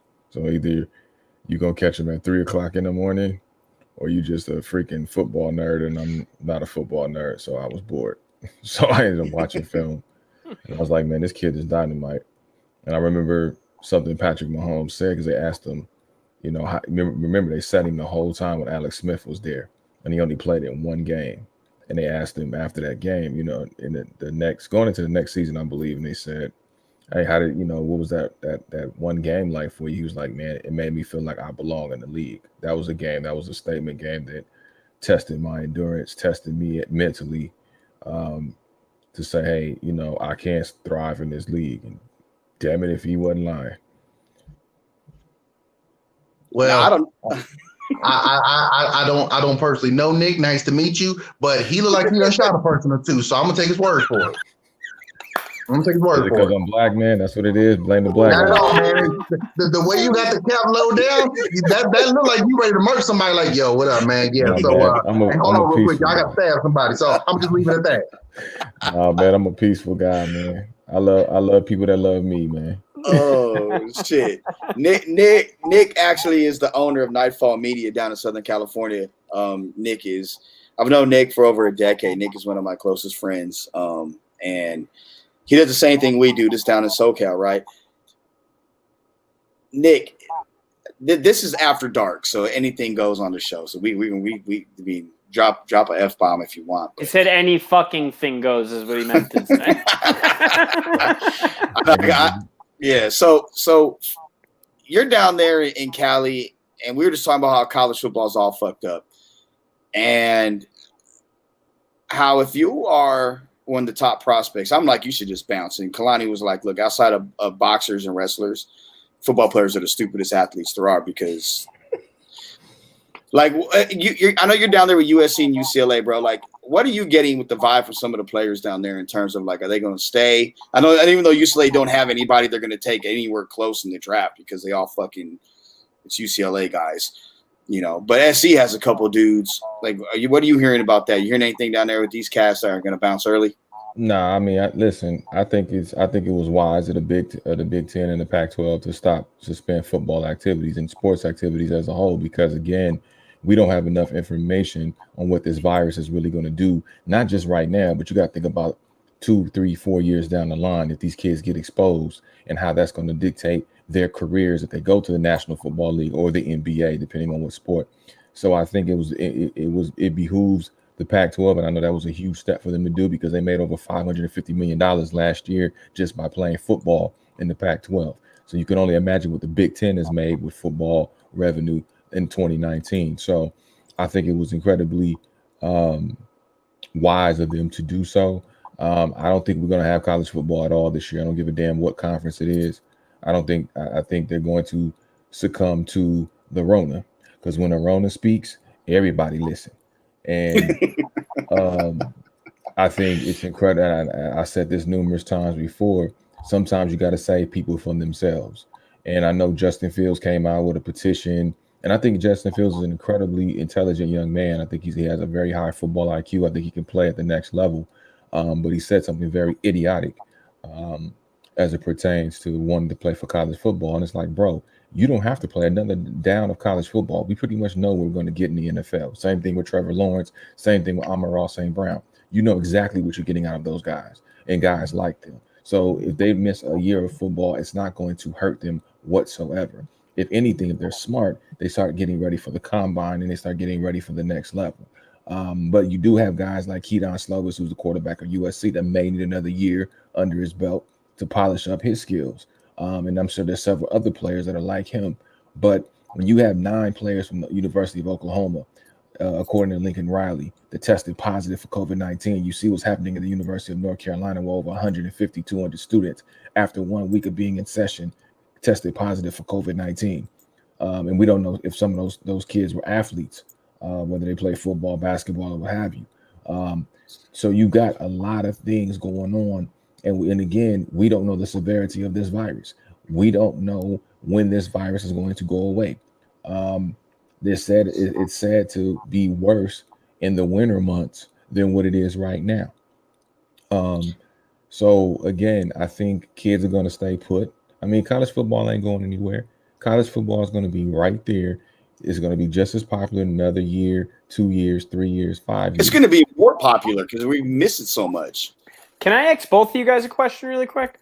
Sure. Do you think that bigger schools, your Oregons, and I mean bigger money-wise, your Oregons, your Alabamas, that kind of stuff, do you think guys in the future going forward, because of this virus and possible, other things that could happen, because, it's 2020 and God knows what's coming next, or if this year will ever end?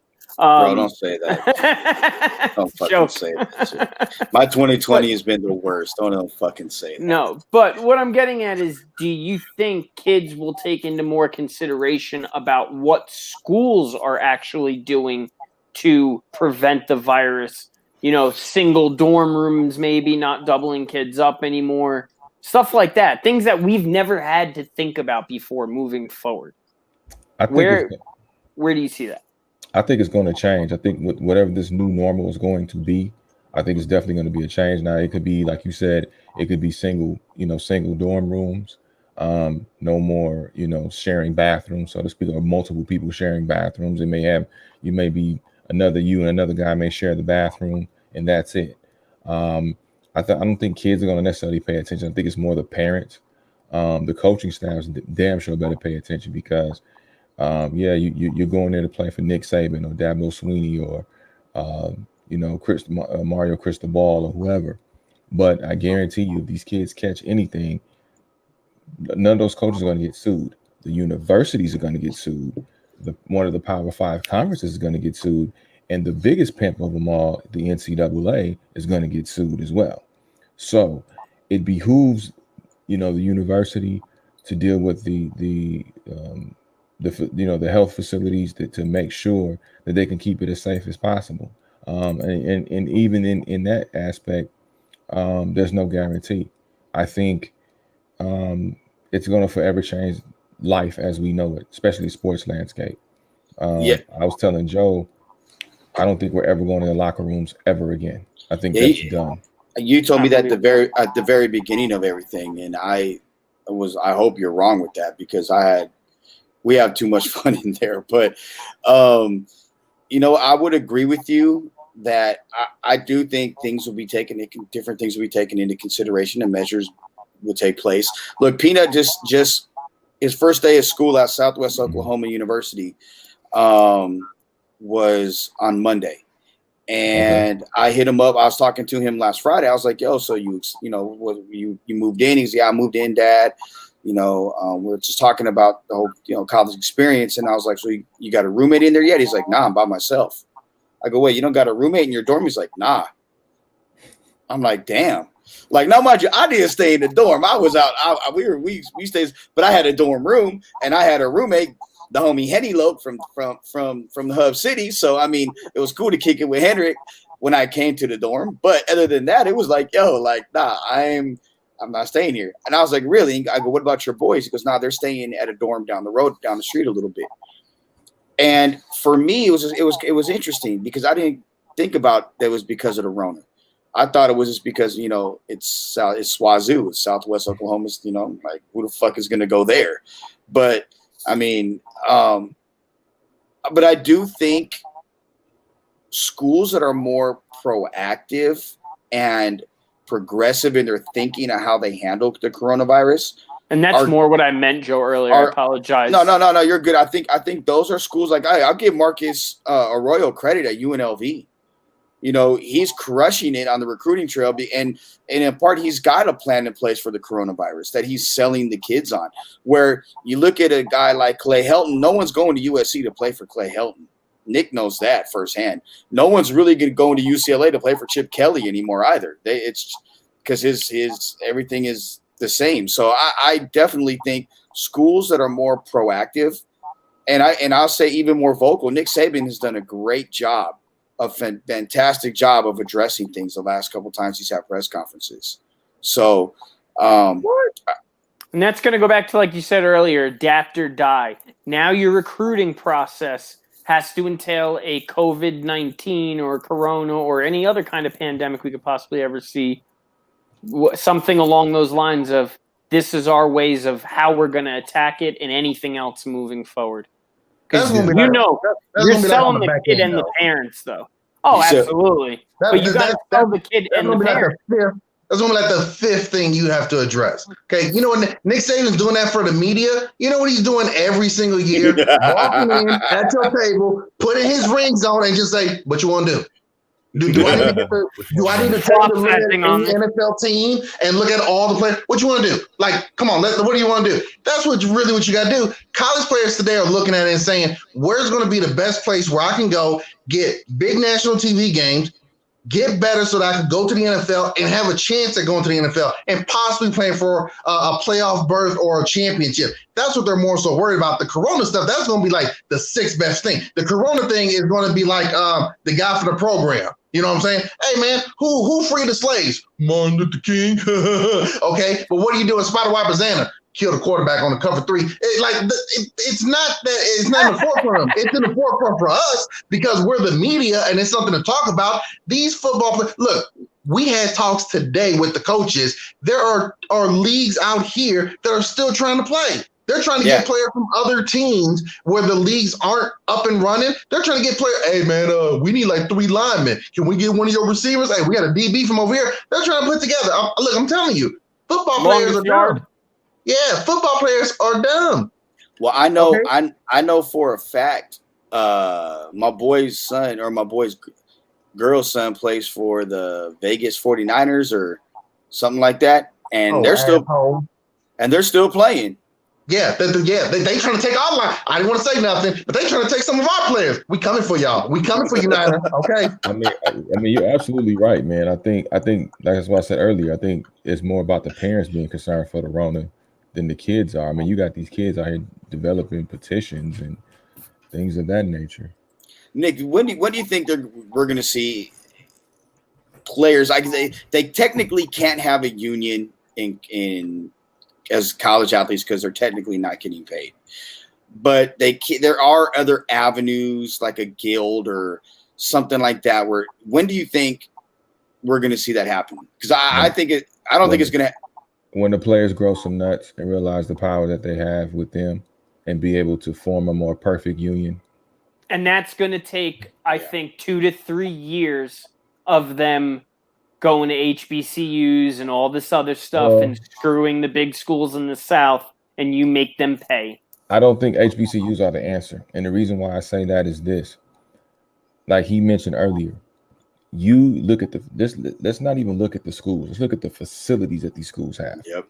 If you can't even afford a facility like Vanderbilt, who is not a sports powerhouse, as it were, like we see with the Alabamas or the USCs or the Oregons or Ohio States, if you can't even get the facilities involved, you're spending $100 to $200 million just on facilities.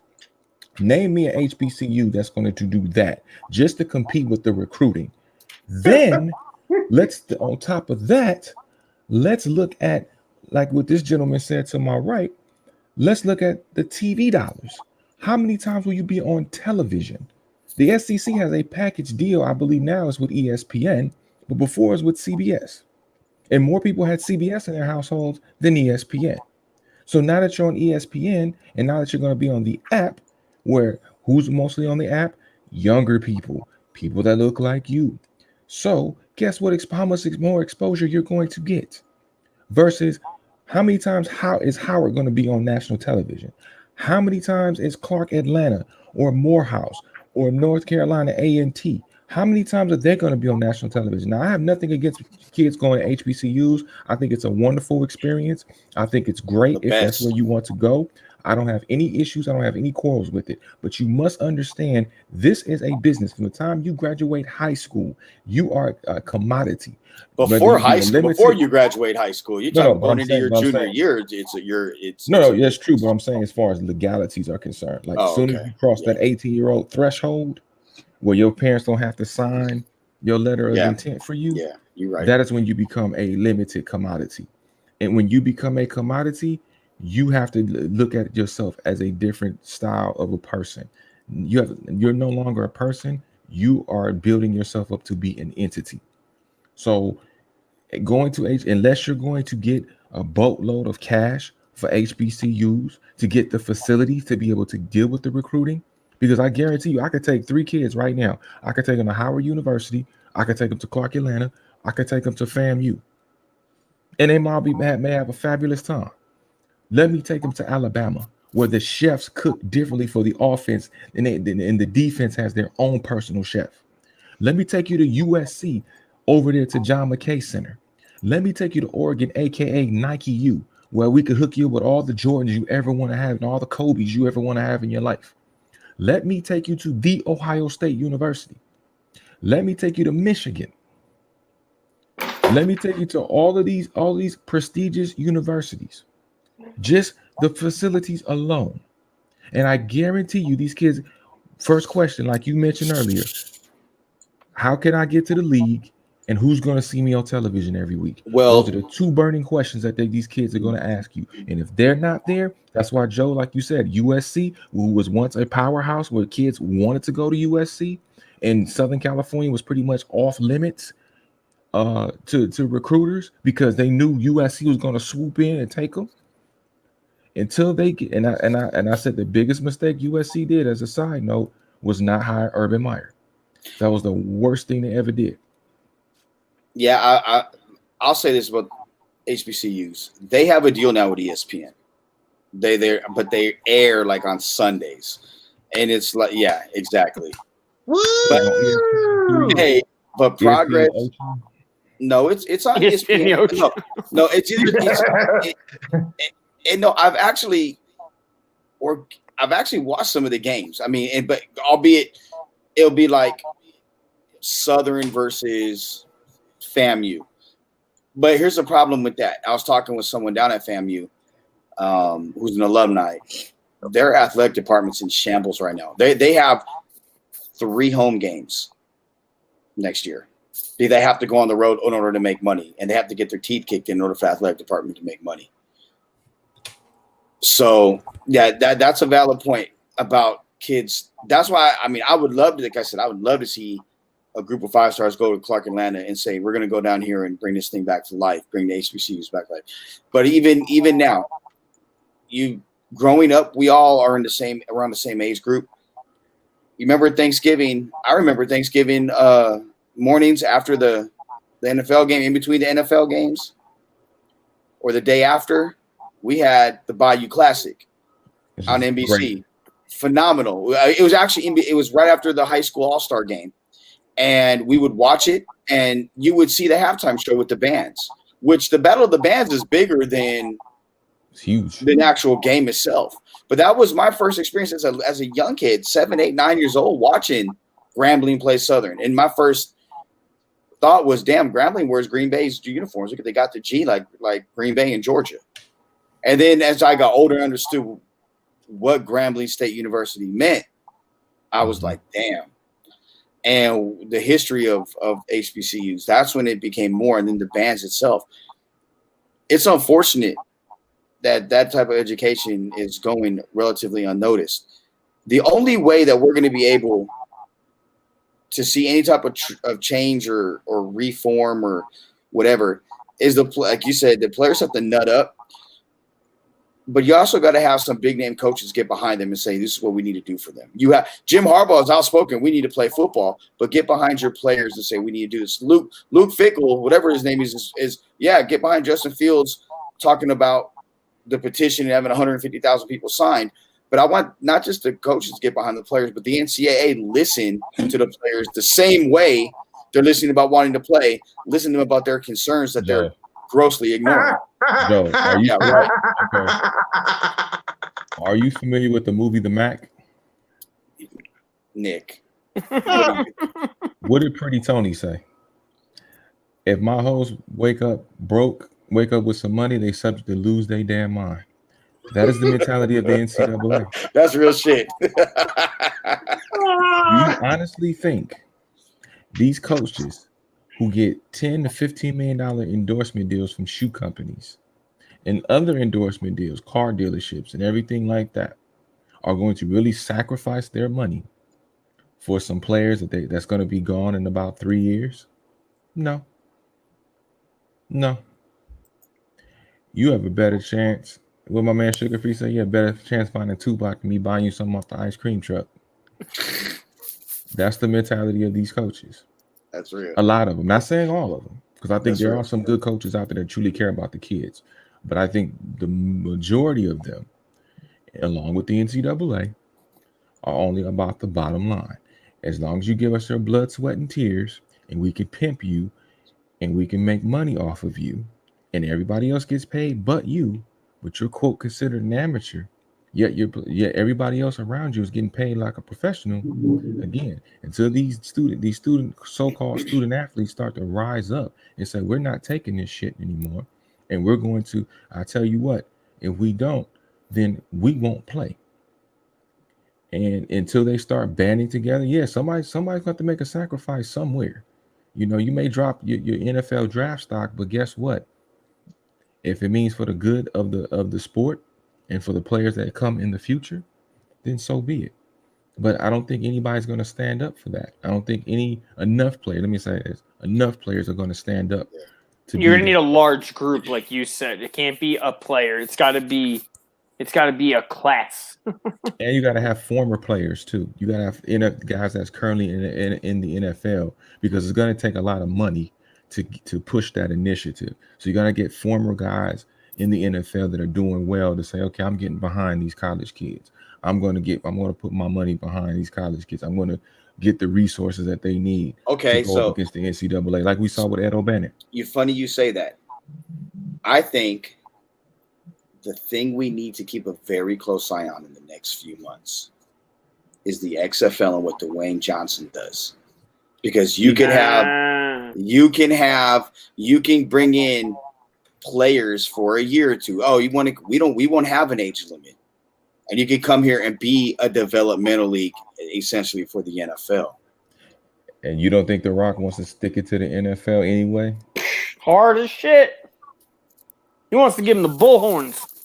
Hey man, he took that role from Ballers and like really got method on it and said, I can really do it. That's not The Rock. That's Spencer Strasmore.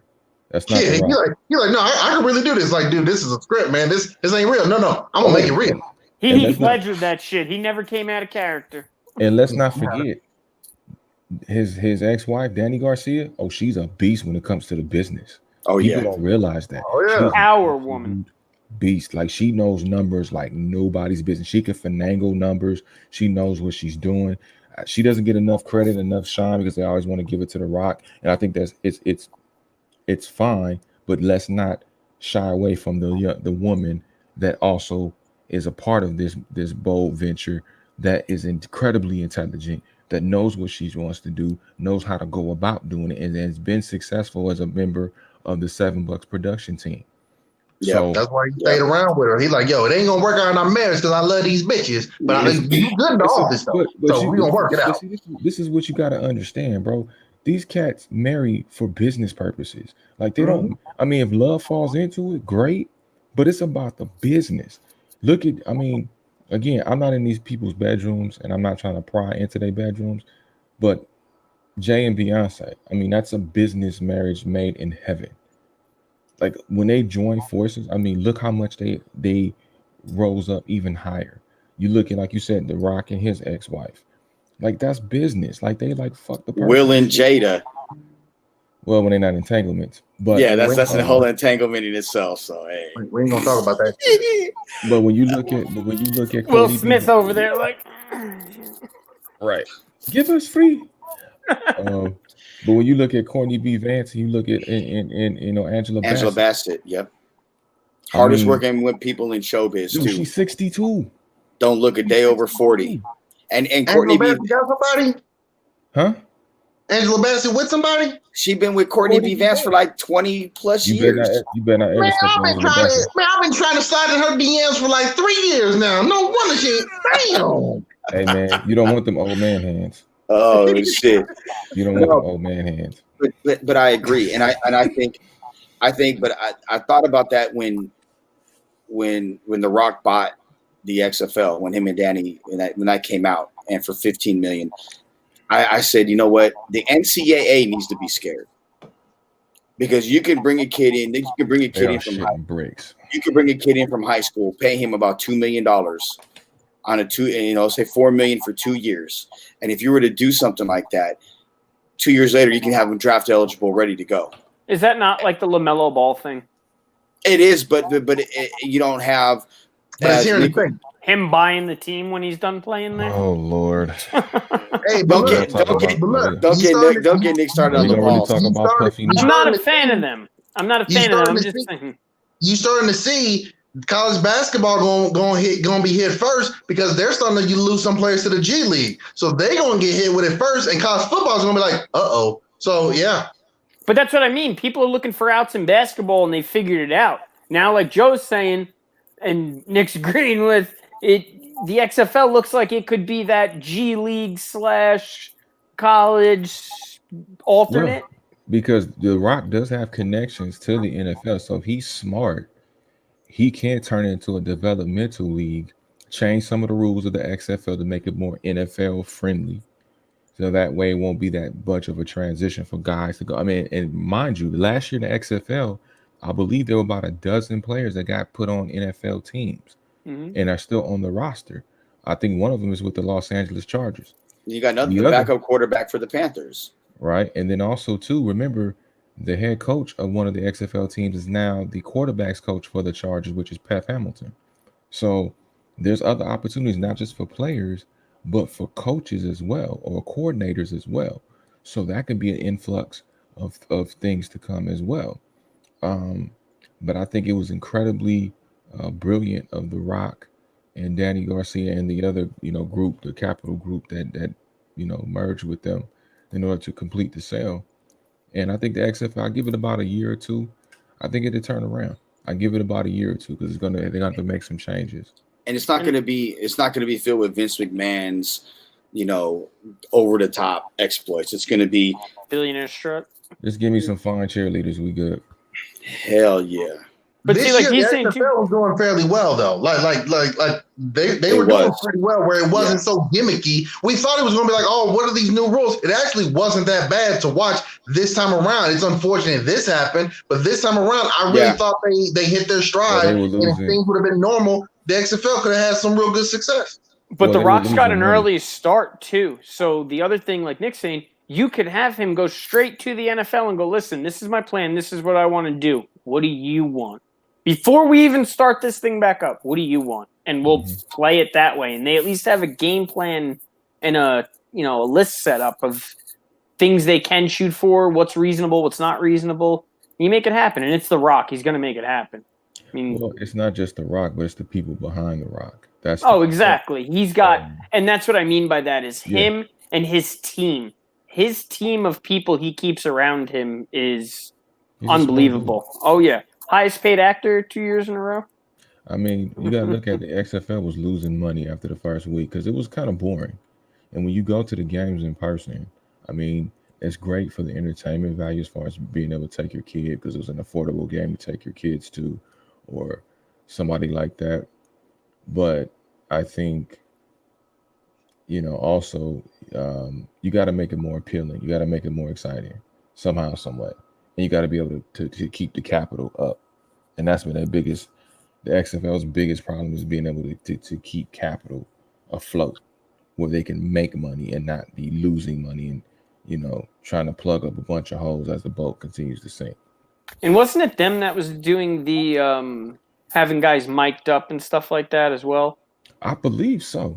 Yeah. Right? Because I really like that part and that's another thing. It's something you can do different to set yourself apart and, like you're saying, make it interesting. Because some of the coolest parts about, watching sports is watching golf and hearing these guys miss a putt and being like, fuck. Or, not that you can't hear Melo in a crowded stadium scream, fuck out of here. I got that shit. And then on ESPN, the guy's just sitting there waiting as Melo's under the rim, like, mute. Can't let him say nothing. The biggest problem with the XFL, just like their first time around, they didn't have the name value for the players. So a lot of these guys, they were good in high school and college. We didn't know who they were. Obviously, there were some names that we were kind of hoping they would bring in, but it was almost like the almost waiting to see, is this going to be like the first time where it's more so of a TV show as opposed to a game? I think if things would have stayed normal and players would have saw that, no, we're trying to make this football. Yeah, there's going to be some entertainment here, but we're not trying to go after ratings and make this a WWE production. I think we might have saw some bigger names that we used to see in NFL give it a try and whatnot. Look, the first time around and this time, the XFL's got a lot of really good production stuff that the NFL has taken from it or is going to take from it. So they hit some good strides. It's just the NFL has the branding and the name value where you don't know who half these. Who many people know who Josh Johnson is, the quarterback for LA? Not many, unless you're a true fan like that. So the name value there. So I mean, and that's the thing. Like for me, they had even the AA or the AFL, whatever it was, the AAFL, whatever, the Bill Polian league that folded.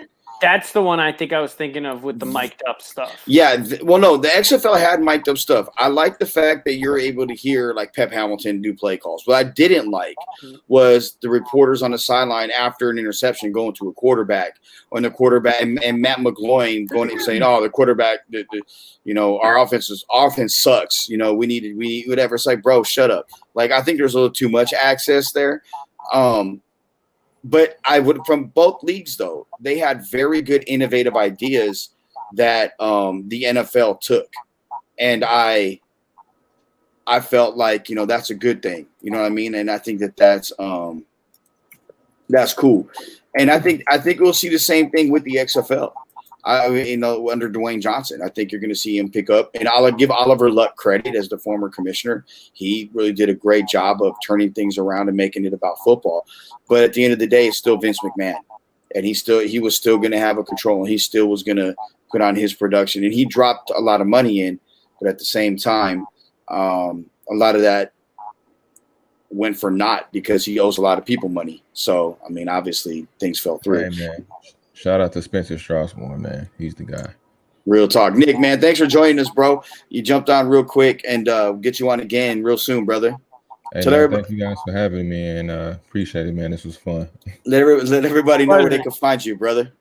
Hey, man, you can find me on all social media platforms at Nick Hamilton LA. You can find me at nightfallmedia.com and catch me, on the digital in radio and television space, man. I'm all over, man. I'm like Visa. I'm everywhere you want to be. That's true. That's my dog right there, Nick Hamilton. Thanks, brother. Appreciate you. All right, man. Yeah, Nick and I go back a decade. That's my dog, man. I roll with him thick. So for him to jump on was really cool, especially at the last moment. It literally was. We're talking about their thing. Okay, real quick, we got 10 minutes left in the show. Kalani, we're gonna go into your wheelhouse, UFC. Over the weekend, huge fight. A lot of news coming out. Stipe beat I say Cormier, but is it Cormier? Beat DC. Right. It's Stipe. Okay, whatever. Stipe, whatever. It ain't whatever. This is the baddest man on the planet. Okay. Until John Jones whoops his ass. Okay, you bring up so Stipe beats DC. Okay, Stipe beats DC, but then on the flip side, right? DC retires. John Jones comes out a couple of days, like the next day, and was like, "Yo, I'm leaving the UFC. I'm vacating my belt, and I'm out this bitch. Pay me." So my question is, do you think Jones did that timing-wise to overshadow DC's retirement? Oh, yeah, that is a long brewing hatred between those two men. That might be one of the greatest rivalries in the UFC just because they legitimately despise each other.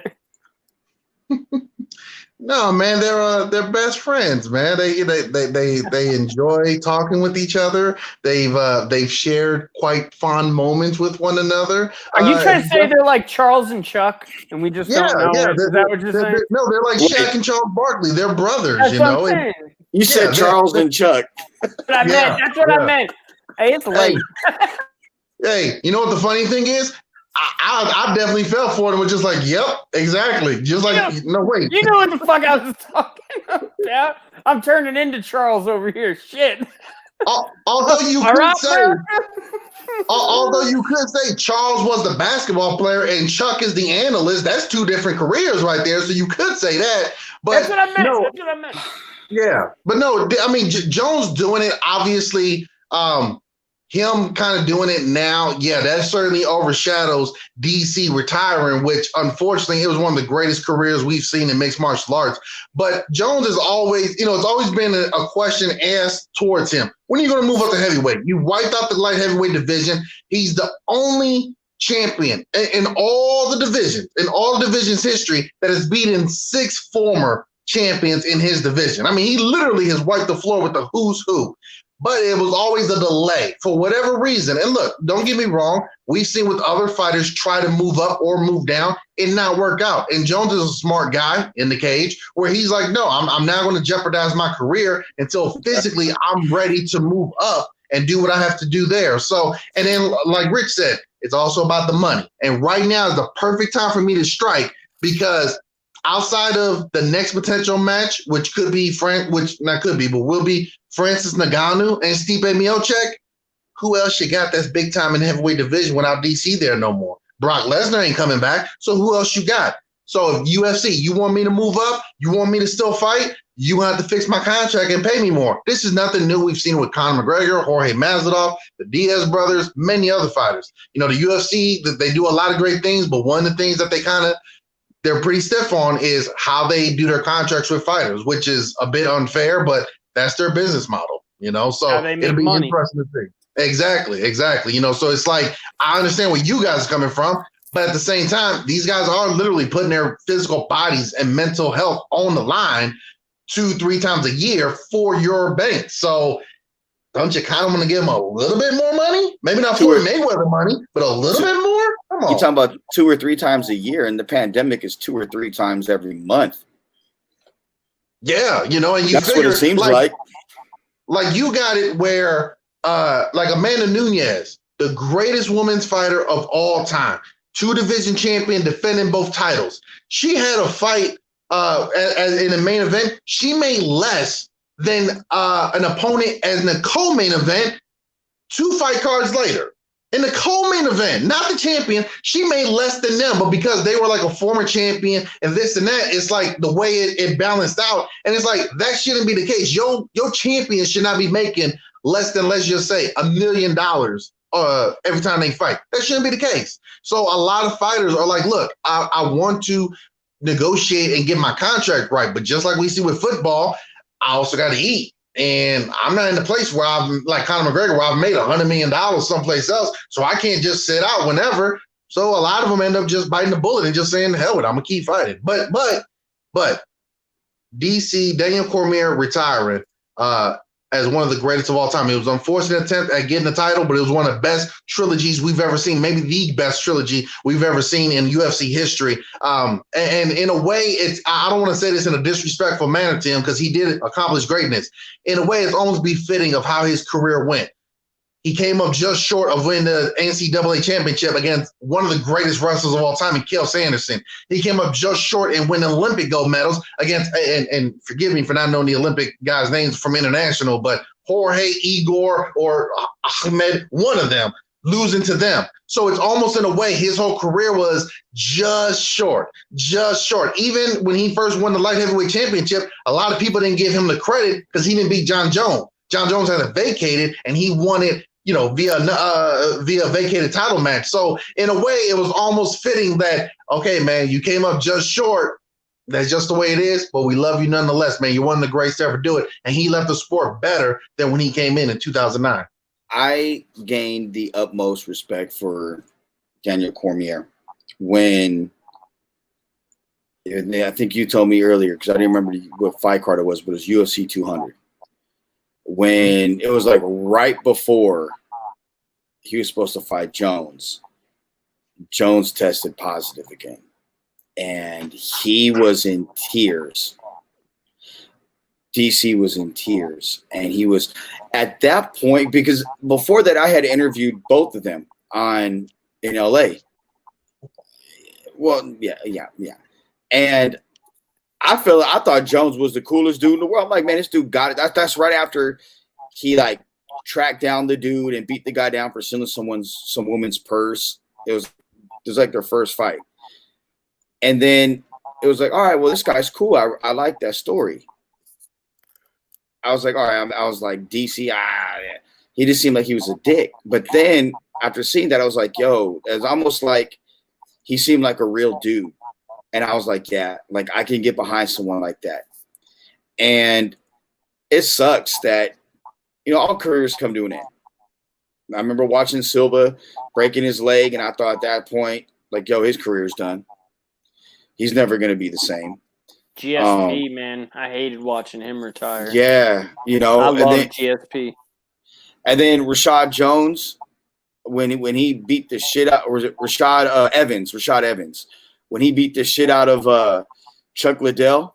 I mean, it was like Liddell was out on his feet before he, and I was just like, damn, like this is the guy who's really the face of this, Liddell was at that time. Oh yeah. So it just, for me, losing DC is kind of it's bittersweet. I wish him well, and I hope he does. Can I ask you a question? Does that feel like with DC retiring, and if he doesn't Brett Favre that shit, like every other fighter, do you feel like that's the end of kind of another generation of fighters that we've seen go through from like, your Ken Shamrocks, your Titos, your Chuck Liddells, into your Rampages and Forests and, so on and so forth? You feel like Cormier's the end of another, because I feel like a lot of new faces are coming in. He's definitely cut from that same cloth that those older fighters were, and with him leaving the game, it's definitely going to be a gap. And I'd have to look at maybe something like Bellator, but he's certainly one of the last dogs still in the race from that particular cloth. I mean, he started fighting in 2009, so it's not many guys still fighting that long, but he's definitely one of the last remaining warriors that we have from that era. And, it is bittersweet, but just like in the world of pro wrestling, your last match, you give something back to the sport so that someone could carry it on. And in a way, that's what DC did here, because Stipe could still carry it on. Yeah, he about left his eye on the damn mat too, dude. Woo, that picture, man. His fucking finger was in there, bro. Like, just knuckling him in the face. All three fights. That's what DC saw. Just yeah. And Steve got eye poked earlier in the fight. All three matches had incidences where eye pokes were a thing. John Jones used to have it. That's something that the MMA really needs to fix. There's been ideas for doing different style gloves, but for whatever reason, I do not know. Dana White and the UFC seem hell-bent on keeping their glove, even though when Pride in Japan used to be around, they didn't have a lot of eye pokes because their gloves didn't allow you to open your hand all the way. It was like this. You could still do grappling, but it would keep it curved. Yeah, it was like a little mitt over it, so your fingers weren't necessarily, wide open like the UFC one. So I don't know why they haven't changed it, but that's something that certainly needs to be fixed. Or the scoring, just like we see in sports. If you eye poke somebody, no warning. That's a foul. You lose a point. And I guarantee you, we'll see a lot more fighters stop doing eye pokes. You actually talked about that shit in your preview article. Like it was weird when I was reading the recap. I was like, yo, didn't he just talk about this shit in the preview? And I was like, okay, I got you. Before we get out of here, my last we all watch a lot of movies. We all like movies and things like that. And since the pandemic started, I've been watching a shit ton of documentaries, right? I just finished a series. It's not a documentary, but it's a series on Netflix called Shoot in the Dark or Shooters in Dark. And basically what it's about is stringers in the media. And it's about this group of stringers in LA. They follow them as a reality series. And I've only seen the one season. The second season is not even out yet. I don't even know if it's going to come out. It's interesting as shit because these guys are literally souping their cars up to look like police cars. And they have like multiple scanners going on in their car, TV in their, a laptop in their car. 2 cell phones. One of them is Waze. The other one's a regular phone. Walkie-talkies. And they're literally speeding to scenes of crimes, sometimes getting there before the police. One guy was on the side of the freeway and the car was stopped. And then the lights went out. And he is still shooting. This is probably about like 1 or 2 in the morning. I've seen that. Yeah, I've seen that. And then it ends up the car gets hit. The guy catches on fire. He gets the guy out. The car explodes. And he's like this hero. But he ends up stopped doing it in his company. It's really cool. What has been the most gripping, addictive, or kind of like Saved by the Bell where you watch it, but you don't want to admit that you watch it, series or documentary you've watched during the pandemic? Go ahead, Rich. So I don't watch documentaries. I watch a lot of TV shows, but I did actually go back and I will watch sports documentaries. I did go back and rewatch the Allen Iverson one on Netflix. I did obviously see the Michael Jordan doc recently. And then probably one of my favorites that I actually rewatched is the Bo Jackson one. Everything about him is just unbelievable, man. To hear guys talk about him that he never worked out. He used to just pull a bow and shoot a bow and swing an axe. And you look at dudes today and these, like you think about like Dragon Ball Z with the dudes with the tanks coming out of their head and they're running in the water on the thing and all that. And this guy did none of that and was probably the most athletic person we've ever seen in sports. Easily. But yeah, besides that, not too much. I've actually been watching The Umbrella Academy, though. If you guys didn't watch that, catch up on those 2 seasons. Awesome. Man, I would say during this pandemic, I went back. I rewatched The Office. Hilarious. Can't stop laughing. I rewatched Breaking Bad. Terrific show.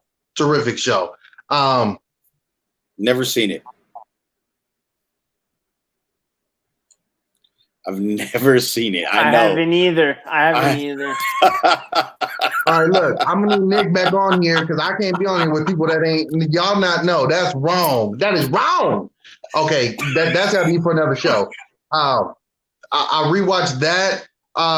What else did I watch? I watched the one documentary, Icarus, about the steroids being used in Russia. That was gripping, and that particular one definitely made me look and say, why the hell are steroids even bad anyways? But anyways, I watched this one doc called Tread, TREAD, and it's about this incident that happened in 2004. I believe it's in Colorado. And the only reason it didn't get much more news coverage is because the very next day after it happened, former President Ronald Reagan passed away. So it was like this dude built damn near a tank and destroyed a city. And it was 24 hours later, former President Ronald Reagan passed away. But I encourage you guys to check it out. It's a pretty good one. It just shows you how far you can push somebody before they go over the edge. That was pretty cool. Unfortunately, I had to watch that bogus lie called The Last Dance, and all the lies that were told in that one, and the misleadingness of it, and just the ridiculous circle jerk we had for Michael Jordan. The trophy in the middle of the living room on white carpet that you're now not even going to room on. I had to watch that crap for 22 weeks and hear everyone, oh my God, did you see the layup he did? No one does that. Yeah, okay, whatever, fucktards. So I had to watch that nonsense and then talk about it. So that was brilliant. When you talk about the 30 for 30s, my favorite sports 30 for 30, I've watched it maybe 22 times, is the Alabama Auburn one. Roll Tide, War Eagle. I love the original U one. Part 2 sucked, but I love the U one. But that Roll Tide, War Eagle one, that gets me every single time because I went to Alabama State University. So I know what they like down there. And trust Roll Tide, baby. Exactly. It is hilarious. So I loved it. But you were our rival school. I went to Clark Atlanta. Oh, no. See, to be a rival, you actually have to be good and beat us sometimes. Yeah, that's true. That is true. No, I'm going to tell you a really good doc, and it's on Netflix. It's called The Last Narc.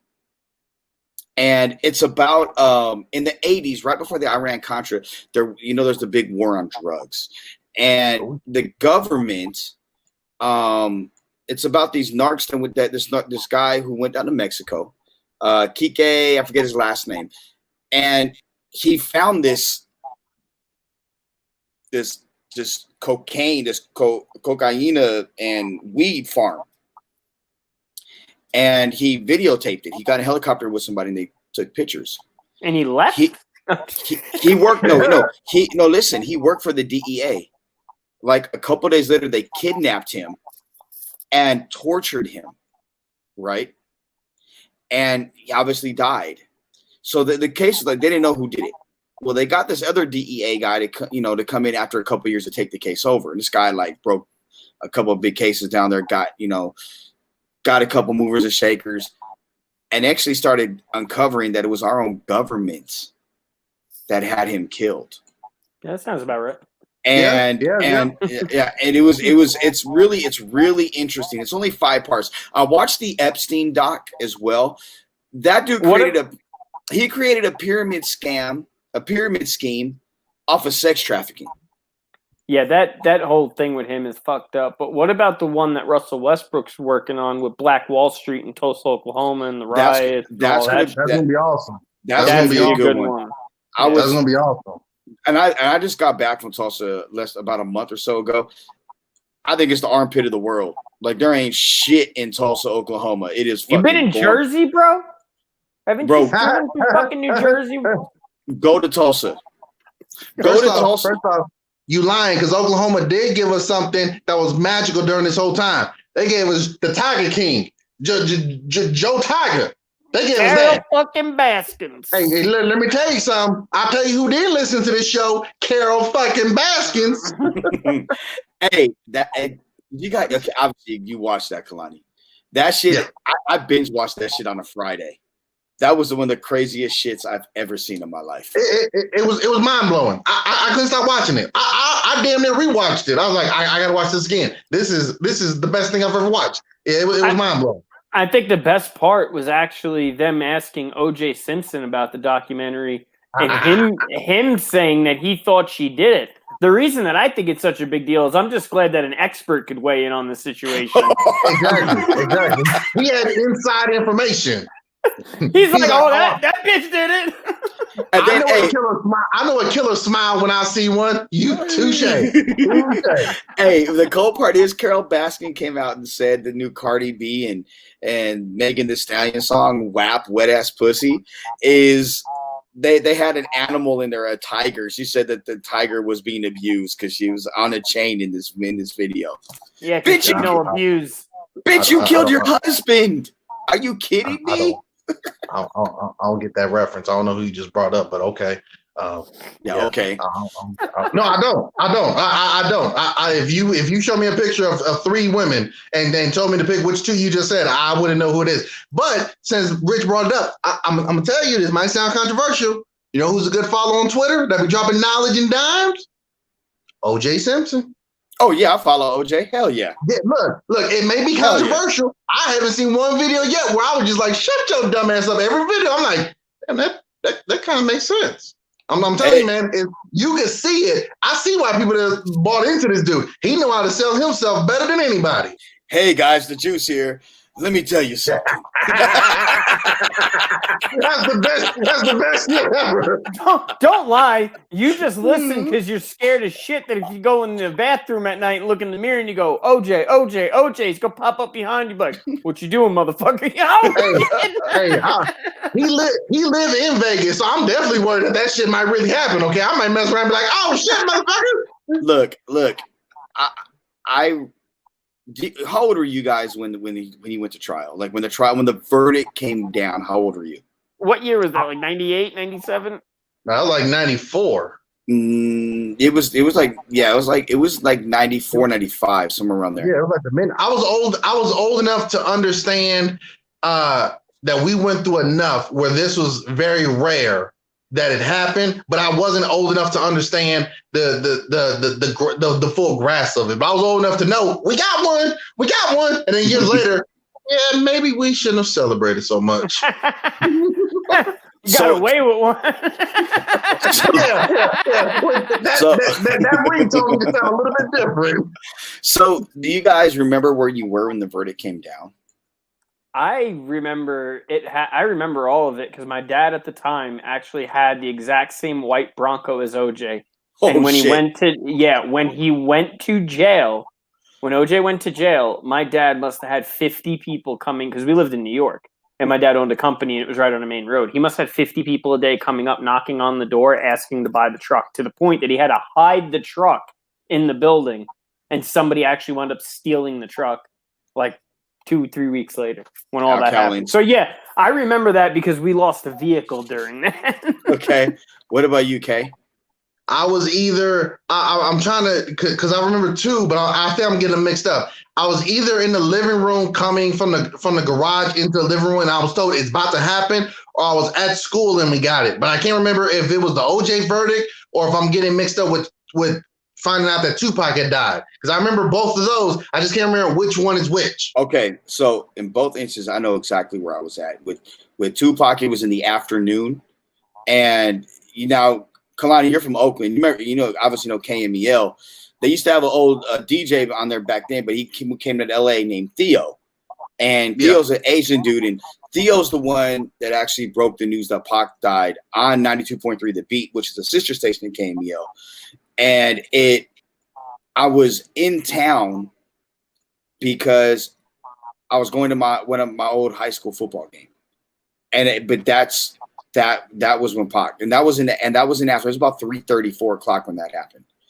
With OJ, it was in the morning, early afternoon, and I was in my senior year, I believe. So I think it was 95 when it happened, and I literally I was home I got home at 10 o'clock my senior year. I got in, and my grandmother was like, the OJ verdict came in. I'm like, oh shit. She goes, "What?" I said, "If they find him guilty, we're having another riot."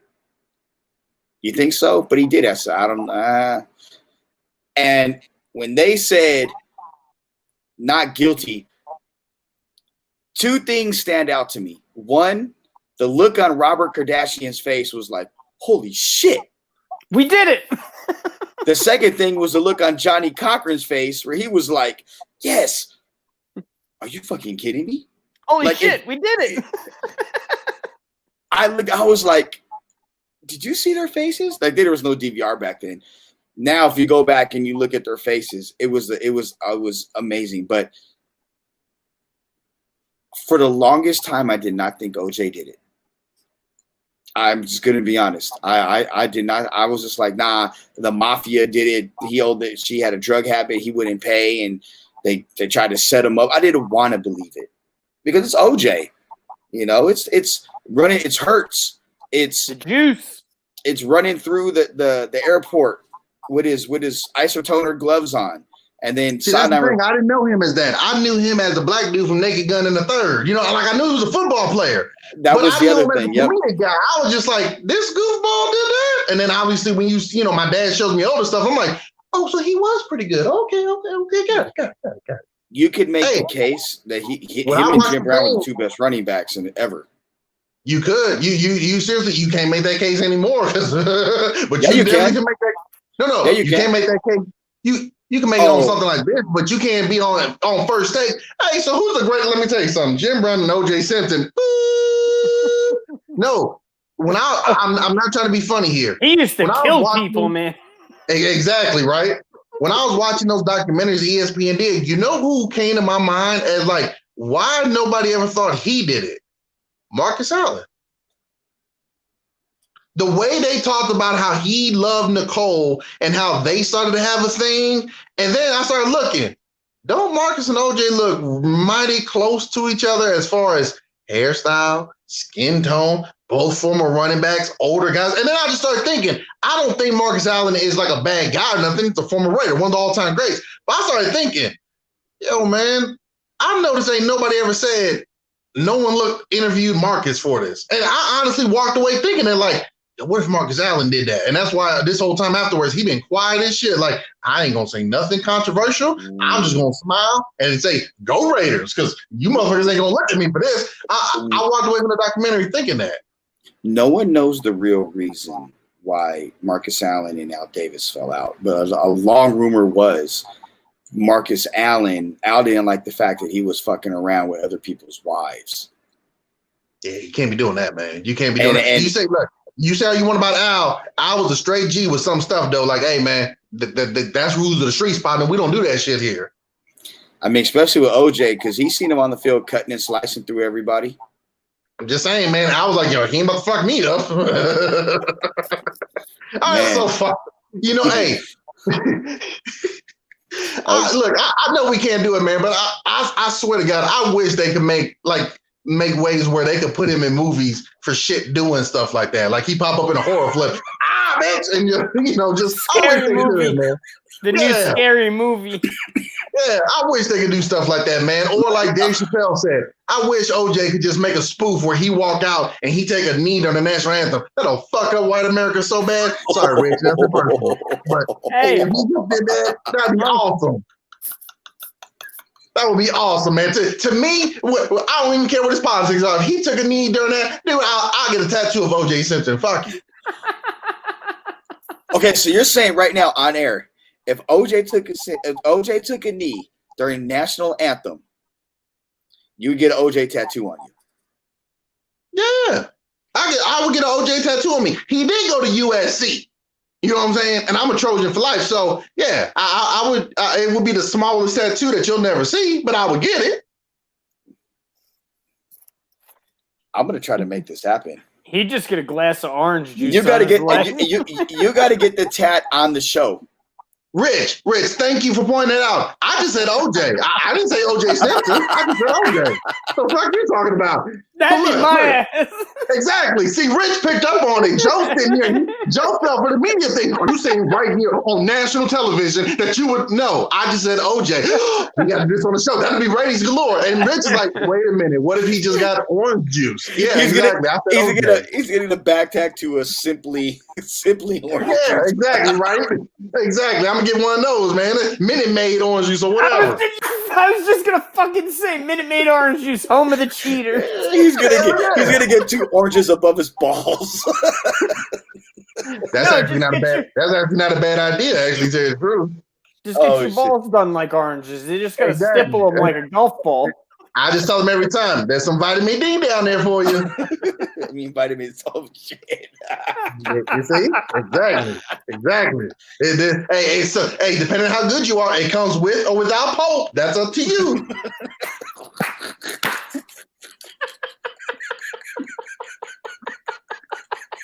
He said, did you say you wanted heavy cream? Or did you want skim milk? I'm just saying. You want 2% or you want almond milk? What? You tell me. Hey, you tell me what you want here. Hey, bitch, it's lactose free. I'm just saying, because I'm lactose intolerant. So, yeah, it got to be oat milk or something. This is that nut milk, literally. Yeah, exactly. Nut milk for real. This is authentic. Yeah, I know it's a little thick. You just got swirled around a little bit. It'll get better for you. Nah, baby, I've been eating a lot of pineapples lately. That's all it is. Look, I'm really doing that for you. I'm looking out for your best interest. She's like, salty, not satisfying. That is true. But hey, there's a reason that everything is called salty and sweet. Oh, shit. We got Rich going. Only I love being on the show when we talked about my salty balls and orange juice. That was awesome. You're a better man than me. I used to go to the gym, make him really work for it.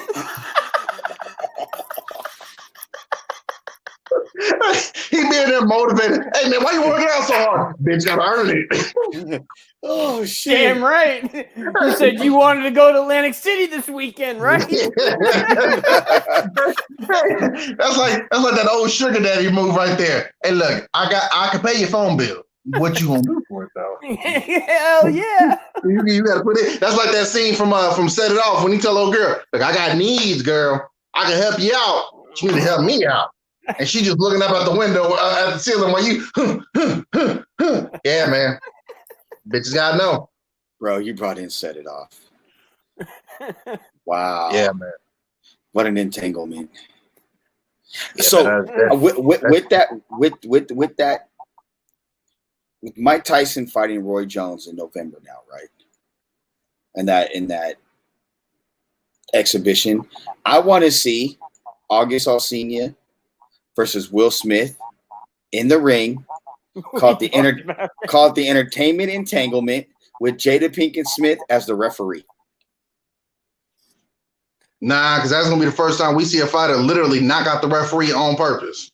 All right, or we go with what I said to Joe when we talked about this the first time: holographic Tupac referee. Oh man, no, because Jada would get off on that too. Can't do that.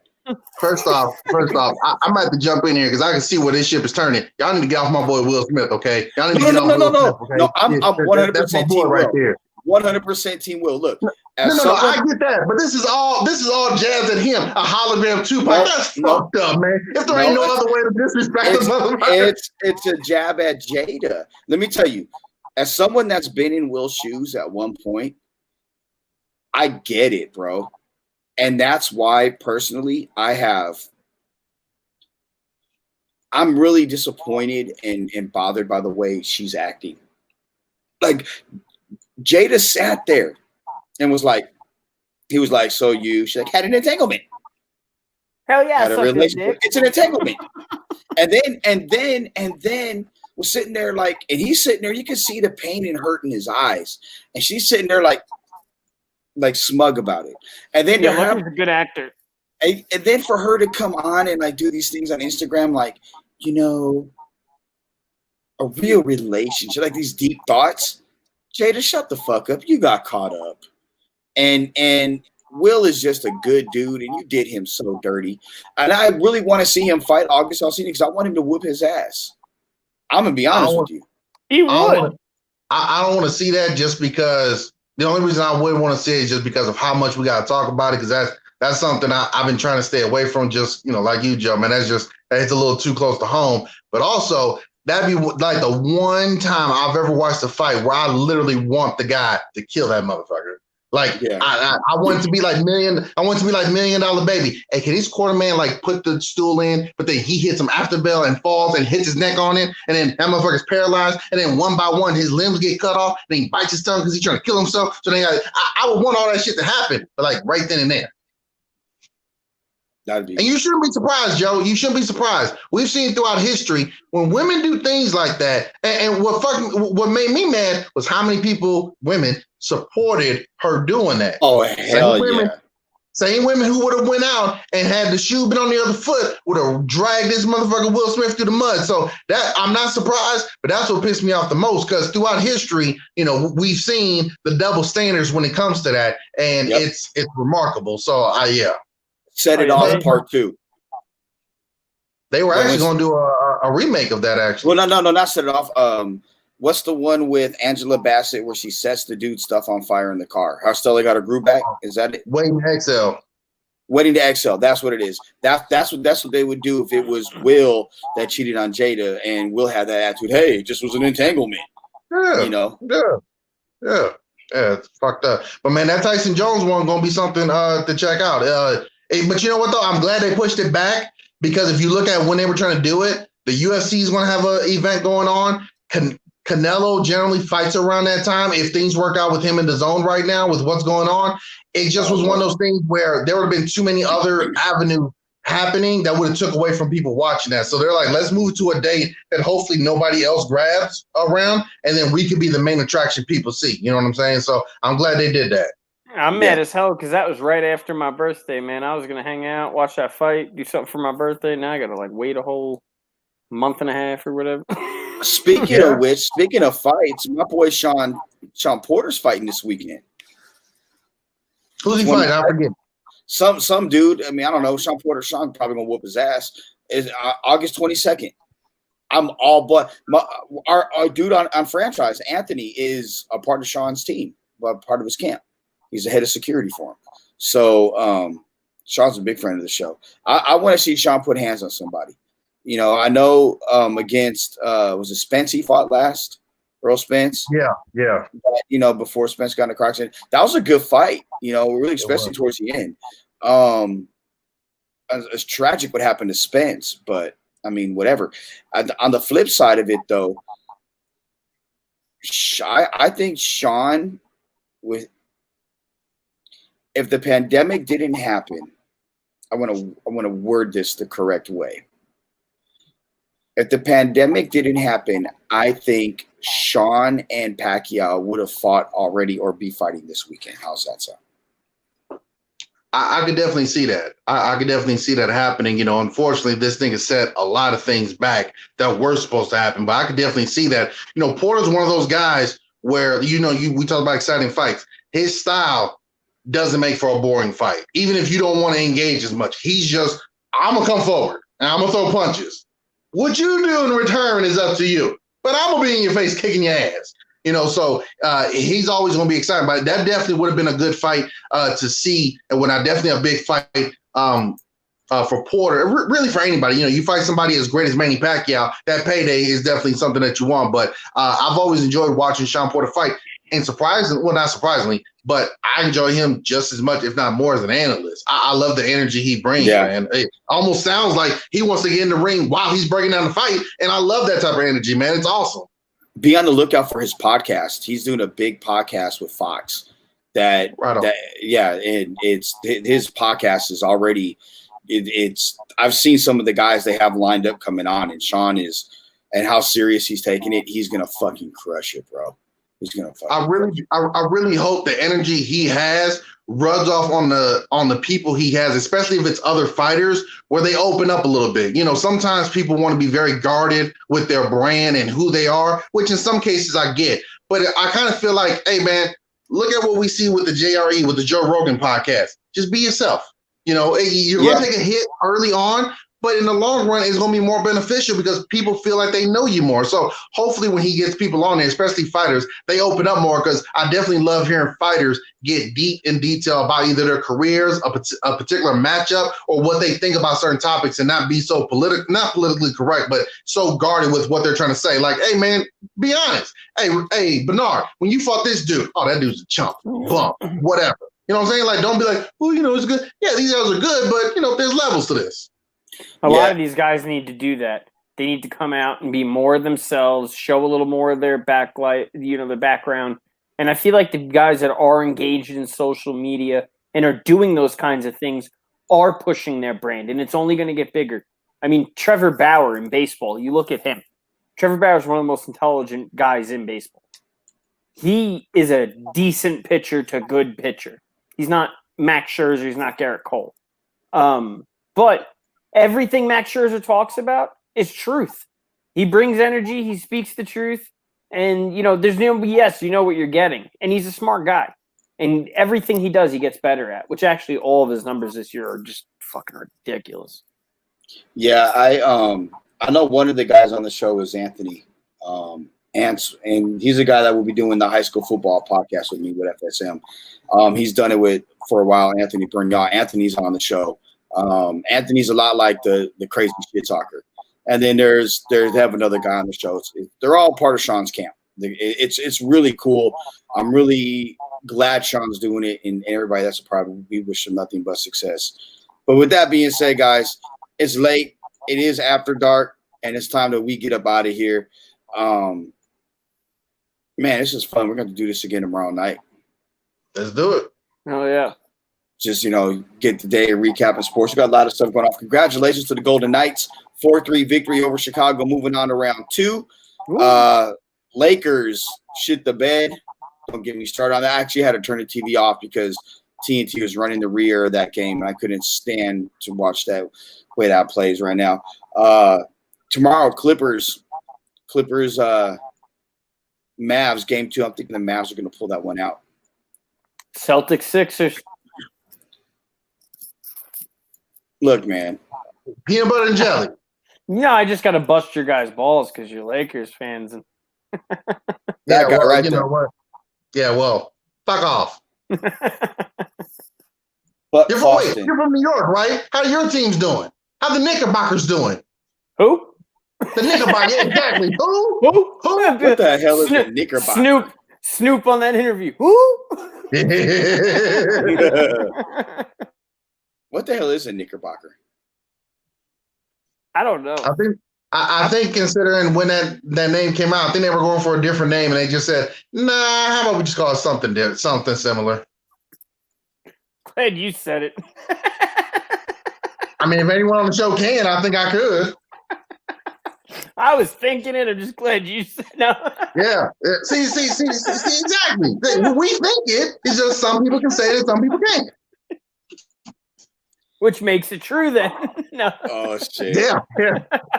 Off the rails. All right, Richie, where can they find you on social media, brother? Richie Lupo 11 on Instagram, and same thing on Twitter. And What then about you? Richard at franchisesportsmedia.com. Yeah, that's where you email him for all your hate mail and everything. What about you, Kalani? Yeah, I love hate. On Instagram and Twitter, it's Klua, KLUA 11. The number's 11. My Pornhub name is. Oh wait, no. I can't get out here, man. That's for a different podcast. My bad. Thank God he didn't say OnlyFans. Hey man, I thought about that, man. There's a group out there that like the dad bods and the beers. I thought about it, but you know, it'd be too hard to hide my face. You guys don't have one? Well, yeah. Well, Joe would have one, man, but every time he does the camera, it's always like this. Nope, that's still hey, that's still too high for me. What are you talking about? It's like this. Can't do a live stream and whatnot. You're like, stand up. I am. I'm right here. Yeah. Oh my God. You can find me at Joe Arrigo, ARRIGO, on Twitter. Facebook is the real Joe Arrigo. It's a fan page. I keep everything else kind of private. Follow the franchise on all social media at the franchise LV. Don't forget, tomorrow, you got your recaps from Chris Gallick, the hockey god, talking about VGK's win, and Kyle Randolph's Laker write-up as well for their how they snatched a loss from the jaws of victory. Them fuckers. Fucking shit the bed. I was thinking that, but speaking of that, it's time for us to get to bed, guys. Thanks everybody for joining us today on the very first installment of FSM After Dark. Thanks to Mike Dancy II for the bomb ass artwork that he's done with our logos. And check us out tomorrow. Once again, have a good one, folks.